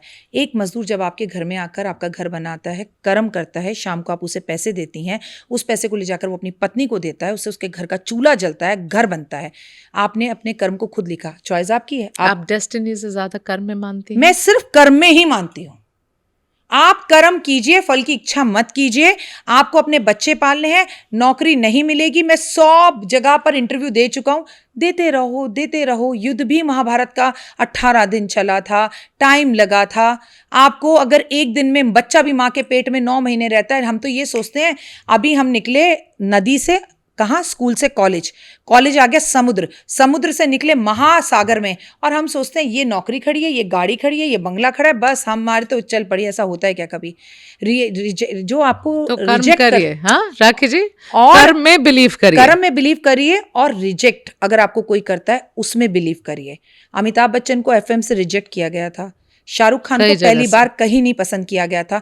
जब भी आपको रिजेक्शन मिलता है, यू आर नॉट गुड, तो हंसकर मुस्कुराओ कि अब तो मैं सही जगह पर हूं। मतलब और जब बार बार रिजेक्शन मिले तो क्या करें? बार बार नहीं मिलता। अगर आप बार बार का बना लेते हैं कि बार बार मिलता है, तो फिर आपने वही एनर्जीज, अभी आपने वही एनर्जीज को कॉल किया, कोई बात नहीं, एक बार फेल हुआ हूं, दोबारा फेल हुआ हूं। कैसे बल्ब बना था आपको नहीं पता? कितनी बार रिजेक्शन के बाद बना था, कितनी बार फैक्ट्री जलती, क्या क्या नहीं होता है। एक बार में कुछ नहीं होता, लेकिन एक दिन जरूर होता है, और मैं करके दिखाऊंगा। वर्ल्ड कप जीते ना हम 83 में, एम आई राइट? 83 राइट, जीते ना। हम सोचते कि हम कभी जीत ही नहीं पाते, जीते नहीं थे, हमारे को कोई सीरियस नहीं लेता था। Everything is possible. जबरदस्त कहानी थी। एग्जैक्टली, सब कुछ कर सकते हैं हम। ठीक है, तो कर्म करते रहिए, एक दिन आप हासिल करेंगे जो आप चाह रही हैं उसे, और है किसी भी बुरे इंसान को जो आपके पास है, कितना भी बुरा क्यों ना हो, उसमें कोई तो खूबी जरूर होगी, उस खूबियों को देखिए, बुराइयों को छोड़ दीजिए। बड़ी मुश्किल बात है वैसे, चलिए कोशिश आपको जो सुन रहे हैं वो कोशिश करें। राखी जी, एक थोड़ी सी पॉपुलर क्वेश्चन थी, a lot of people you know today they keep pets, specially dogs and cats. मैंने बहुत दोस्त हैं हमारे जो बिल्लियाँ, पर्शियन कैट्स लेकर आके रखती हैं। और देखिए, अकेलापन से डील करने का ये भी एक तरीका है लोगों में। आज के जनरेशन में देखती हूँ कैट्स बहुत पॉपुलर हैं, दीज वेरी फैंसी कैट्स। कुत्ते भी घर में हैं, पर एक बिलीफ भी है राके जी कि रखना नहीं चाहिए, इससे खराब होता है जी। तो थोड़ा क्लैरिफाई आप करेंगे, मतलब आप लोगों के हिसाब से क्या सही क्या गलत? अच्छा खासा पॉडकास्ट चल रहा था, लेकिन आपने सोचा कि नीचे नेगेटिव कमेंट्स कैसे ना आए। मजा ही नहीं आएगा अगर नेगेटिव कमेंट्स नहीं राखी जी, जो लोग चाहते हैं वो सवाल पूछना पड़ता है, तो नहीं बताइए, मैं जरूर जवाब दूंगी। हाँ। मुझे याद है हमारे देश के बाहर लिखा होता था घरों में, जब हमारे घरों के बाहर कुएं होते थे, इंडिविजुअल हाउस होते थे, अतिथि देवो भवा। आज हमारे घर के बाहर लिखा होता है कुत्ते से सावधान। तो रिसेंटली अभी मेरे पास एक हस्बैंड आए और उन्होंने बोला, मैंने कहा सर आप क्यों उदास है, मैरिड लाइफ थोड़ी डिस्टर्ब चल रही है आपकी। तो बोले डिस्टर्ब चल रही हो तो मैं बर्दाश्त कर लूँगा, मेरी पत्नी ने 2 कुत्ते रखे हुए हैं, मैं घर जाऊं वो मुझे पानी नहीं पूछती, कुत्तों को प्यार करती है, कुत्तों के साथ बिस्तर पर सोती है, मैं मर रहा हूँ जी रहा हूँ, उसे मेरे कोई होश नहीं है, उनको पार्लर लेकर जाती है, उनको म्यूजिक क्लासेस में लेकर जाती है, उनको ध्यान देती है, मुझे ध्यान नहीं देती। ये क्या तो ये पत्नी की प्रॉब्लम है ना, कुत्तों की थोड़ी? नहीं, जितने भी लोग अपने घर में किसी भी तरह के पशु पक्षी को पालते हैं वो अपने घर वालों को तो भूल जाते हैं। मैं ये बात आपकी पहले 100% मानती हूँ कि इंसान से अच्छा ना जानवर है। वो हमें प्यार करता है, वो हमारा इंतज़ार करता है, हमें उदास देखकर वो रोता है, वो हाथ मार मार कर हमसे पूछता है। लेकिन ये भी तो सही नहीं है कि जीते जाते इंसान के घर में कोई हैसियत ना रहे और आप जानवरों से प्यार करने लगे। घर में कुत्ते रखने चाहिए, बिल्लियां रखनी चाहिए? बिल्कुल नहीं, दिस इज रॉन्ग। नहीं रखना चाहिए, नहीं रखना चाहिए, नहीं रखना चाहिए। आप रखते हैं, ये आपकी चॉइस है। हाँ। हम पूरी दुनिया को नहीं बदल सकते। आप पेट्स को रखें। हाँ। तो इस संसार के अंदर सबसे बड़ा रिस्पॉन्सिबिलिटी पहले आपका परिवार है। सोमवार, मंगलवार, बुधवार और परिवार, उसके बाद कोई कुत्ता जानवर आता है क्या? जानवर किसी भी इंसान को अपने जंगल में रखते हैं? आप मुझे जवाब दीजिए। आप जाइए जंगल में, जाके शेर के साथ रहिए, जंगली कुत्ते के साथ रहिए। ये कुदरत है, जब वो हमें अपने जंगलों में जगह नहीं दे सकते तो हम भी उन्हें अपने घरों में जगह नहीं दे सकते। ये यथार्थ सत्य है। अच्छा। भगवान जो हमारे हैं, हर भगवान ने एक जानवर को अपने साथ रखा है, राइट? और उसका कारण है कि हर भगवान के साथ एक ग्रह जुड़ा है। अगर हम हनुमान जी की पूजा करते हैं तो मंगल जुड़ा है, ठीक है? आप में से बहुत कम लोग जानते हैं कि मंगल ग्रह के साथ ऊंट जुड़ा है। अच्छा। अगर हम हनुमान जी की बात करें तो हमें ऊंट को, अगर मंगल खराब हो तो ऊंट की सेवा करनी चाहिए। अच्छा। अगर हम माँ काली की बात करते हैं तो गधे पर बैठी है। अगर हम माँ लक्ष्मी की बात करते हैं तो उल्लू पर बैठी है। अगर हम शनि की बात करते हैं, कौवे पे बैठे हैं, भैंसे पर बैठे हैं। भगवान ने उन्हें अपना वाहन बनाया है, उनकी सेवा कीजिए। लेकिन घर के बाहर कहाँ में पेट्स मत रखिए, नहीं रखिए। चल राखी जी, कितने हाउस होल्ड्स हैं हमारे देश में, पूरे विश्व में, अकेलापन। आपको, मैं तो खुद कहती हूँ, कबूतरों को बाजरा, गाय को रोटी, कुत्ते को दूध, चींटियों को खाना। अब मैं कबूतरों को अपने में कैद कर लूँ, कई बार हमें कुत्ते को भी कमरे में बंद करना पड़ता है। आप ये कर्मा करते हैं, आपके घर, मैं किसी के घर गई, उन्होंने कुत्ते को जितनी देर कमरे में बंद रखा, वो मेरी वजह से उस कमरे में बंद रहा, मेरी वजह से वो तकलीफ का कारक बना। वो तकलीफ मुझे भुगतनी पड़ेगी, आप इसे नज़रअंदाज नहीं कर सकते। और देखिए, अगर आपको अपने घर में कोई भी जानवर रखना है, हम घर के 5 लोगों को साथ बैठ के सबकी सलाह लेनी चाहिए। अगर सासू माँ को पसंद नहीं है, मत रखिए। सबकी रजा में परिवार है, अकेले कुछ नहीं कर सकते आप। राखी जी, अब आपके कुछ पर्सनल क्वेश्चंस के साथ मैं खत्म करूंगी। 6ठी क्लास में वनस्थली चली गई थी पढ़ने, हाँ, और तब से सुना मैंने इंटरेस्ट इतनी आपकी जगी इन सारी चीज़ों में कि आप फाइनली ज्योतिष बन गए। लेकिन ये कहानी थोड़ी बताइए हमें। देखिए, I am born and bought up बहुत गरीब घर के अंदर, बहुत मिडिल क्लास से भी मिडिल क्लास घर के अंदर। अच्छा। और मैंने अपने पापा को बहुत छोटी उम्र में ही खो दिया था। मैं जो भी कुछ हूँ, मेरी मम्मी ने मुझे पढ़ाया लिखाया। मैं वनस्थली विद्यापीठ राजस्थान, जो कि हिंदुस्तान का गर्ल्स हॉस्टल लड़कियों का नंबर 1 है, मैंने अपनी स्टडी वहाँ से की है। मेरे अंदर जो आज ये कॉन्फिडेंस आप देखते हैं, it is all because of Vanasthali Vidyapith Rajasthan.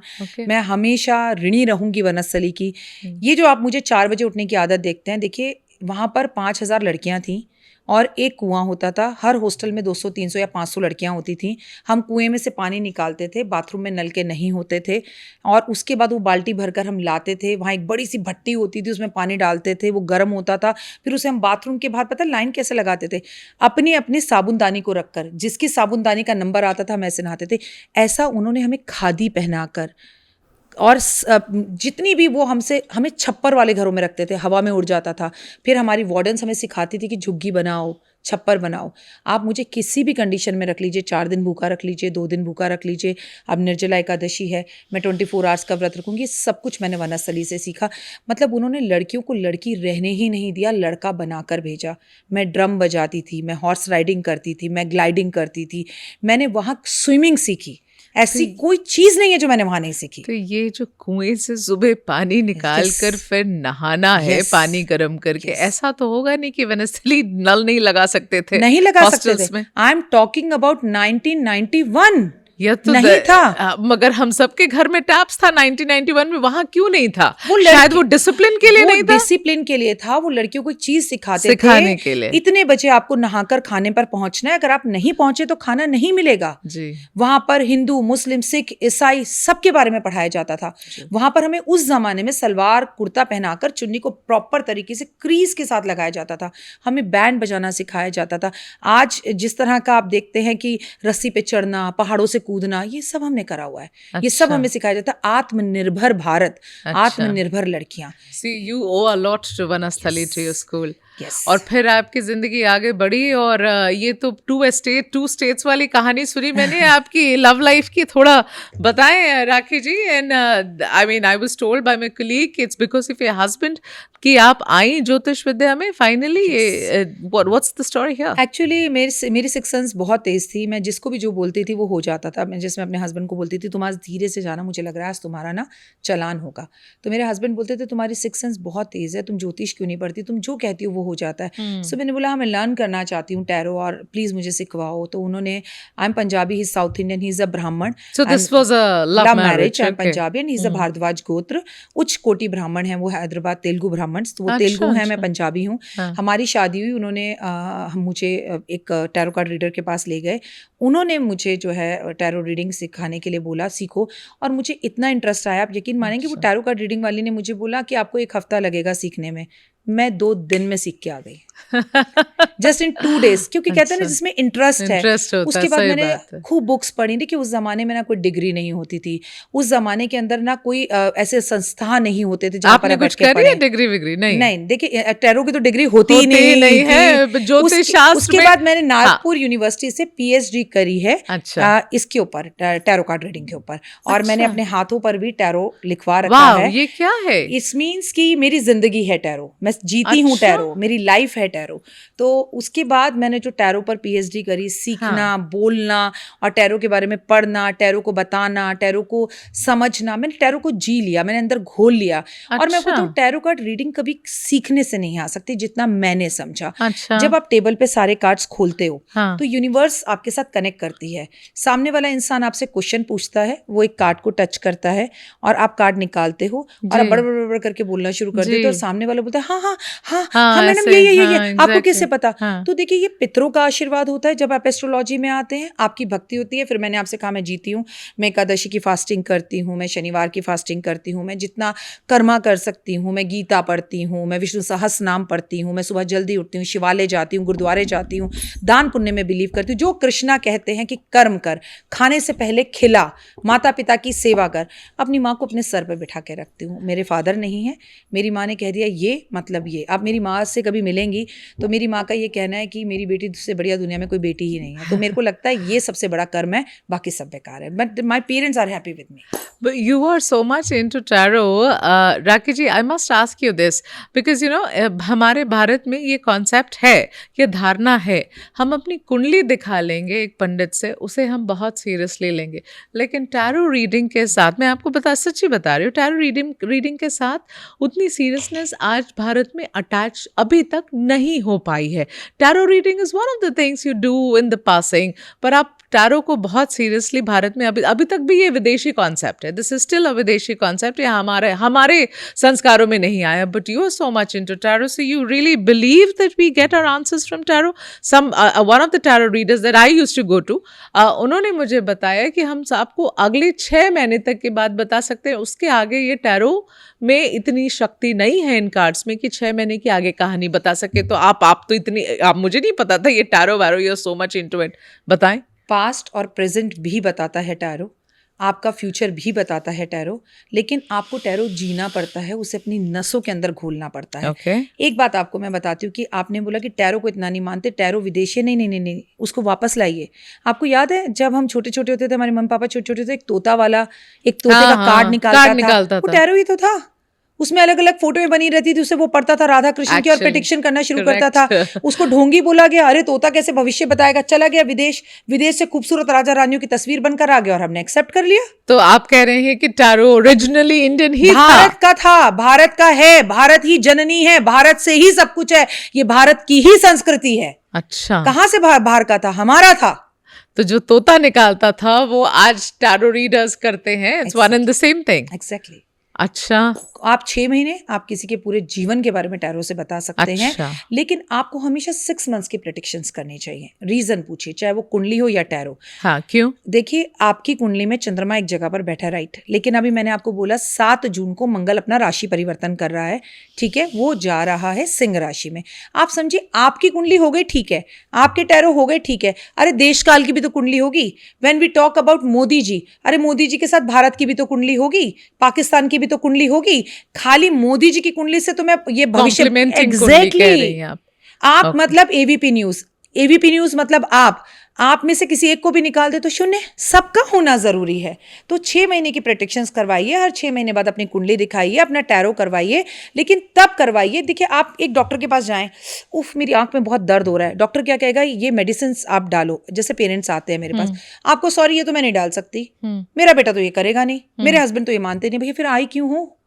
अगर आपके घर में कोई भी रेमेडीज करने के लिए तैयार नहीं है, एस्ट्रोलॉजर्स जादूगर नहीं हो सकते. मैं दूर बैठे बैठे आपकी किस्मत नहीं बदल सकती, मैं आपके ऊपर वशीकरण नहीं कर सकती.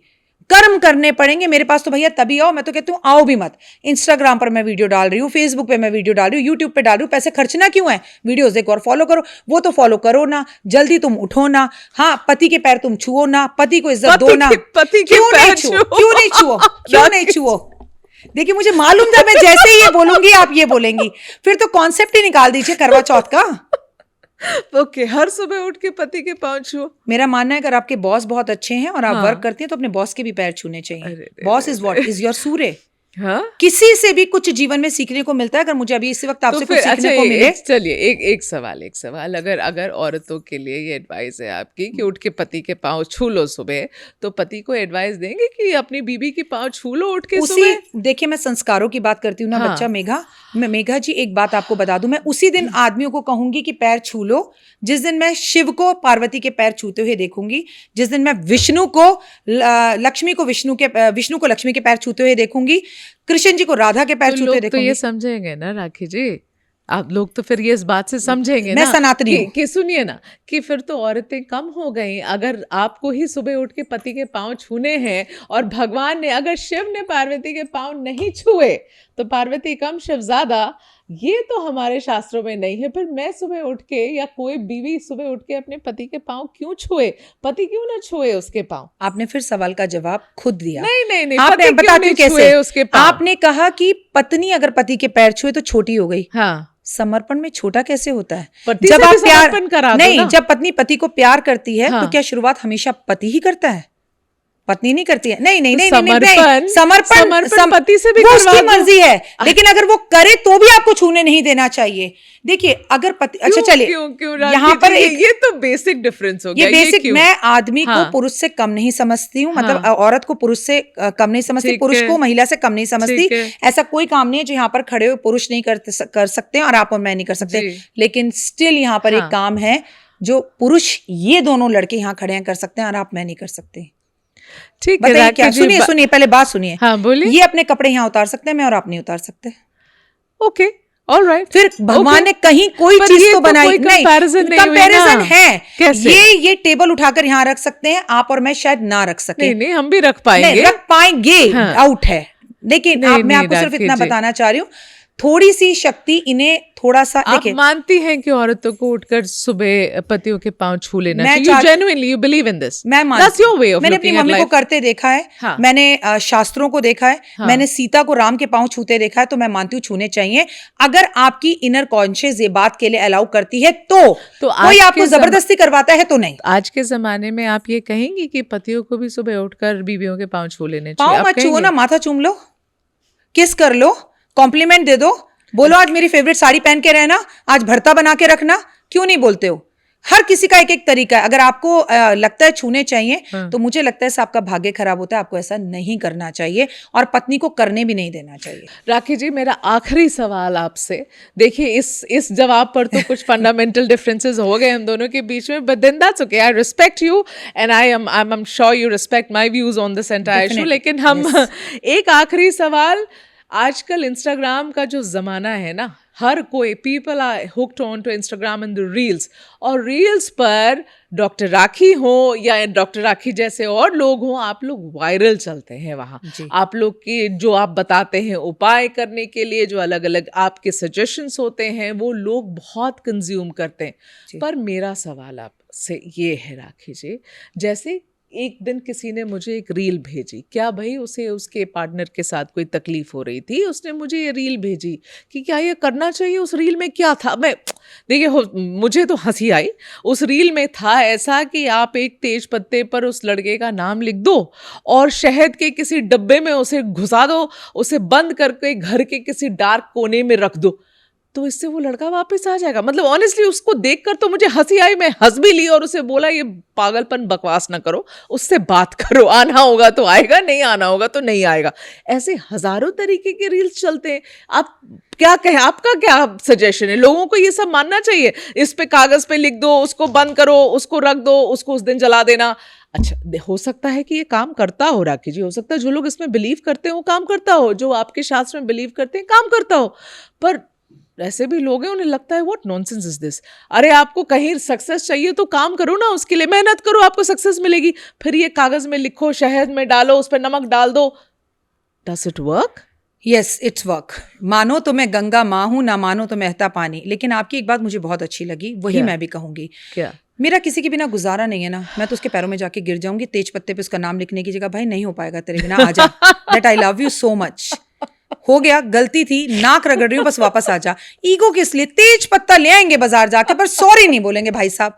और मेरे कुलीग्स जो मेरे अपने खुद के देखने वाले, अगर कोई भी व्यूअर्स कोई ज्योतिष बोल रहा है, मैं मरते मर जाऊंगी, किसी ज्योतिष की बुराई नहीं करूंगी। पहली बात ये समझ लीजिए। मैंने कहा ना, अगर मैं कहूँ चुटकी बजाकर उसका फोन आ जाएगा, और मानोगे तो चुटकी बजा के उसका फोन आ जाएगा। ऑल थिंग्स बिलीव इन, होता है। आप आंखें बंद करिए, ऐसे बंदे को याद करिए कि मैं तुझे मिस कर रही हूँ, तुझे बहुत प्यार करती हूँ, आजमाने के लिए नहीं यार, मुझे कॉल कर ले, उसका कॉल आ जाएगा। लेकिन इतना ईगो मत रखिए ना, नहीं है गुजारा, छोटा सा जीवन है, मर जाएंगे, उसके बिना दुख पा रहे हैं, उसके साथ भी दुख पा रहे हैं, साथ रह के दुख पाते हैं। सामने वाला इज्जत ना दे रहा, अरे ना दे, करना है। मैं आप मुझे प्यार नहीं करती, मैं करती हूँ। आपको मैं रोज टीवी पे देखती हूँ, आप तो मुझे नहीं देखती, पर मैं पागलों की तरह देखती हूँ। मेघा जी आ रही होंगी, अभी उनकी वो चल रही होगी, देखते हैं कैसे उनसे बोलना सीखती हूँ। तो ये तो मेरा वन तरफा प्यार है। लेकिन मुझे आपको देख के खुशी मिल रही है तो मुझे मिल रही है, मुझे चित्रा को देखकर खुशी मिल रही है तो मुझे मिल रही है, मुझे देखना है बस। This is my love. भाई तुम्हारा लव है, तुम चले जाओ, नहीं देता इज्जत ना दे। या तो ईगो मत रखो, या फिर ये मत कहो प्यार है। प्यार में तो गिरना ही पड़ता है। प्यार दर्द भी देता है और प्यार भी देता है। आपको किसी से प्यार है, आप सॉरी बोलिए और बात कर लीजिए, खत्म करिए। राखी जी, thank you so much for your time. It was lovely talking to you. आपने बहुत सारी बातें बताई। हम श्योर जो आपको फॉलो करते हैं, जो आपको सुनना चाहते हैं, उनका बहुत फायदा होगा इस पॉडकास्ट से। तो समय निकालने के लिए आपका बहुत बहुत धन्यवाद। बहुत शुक्रिया। Thank you so much.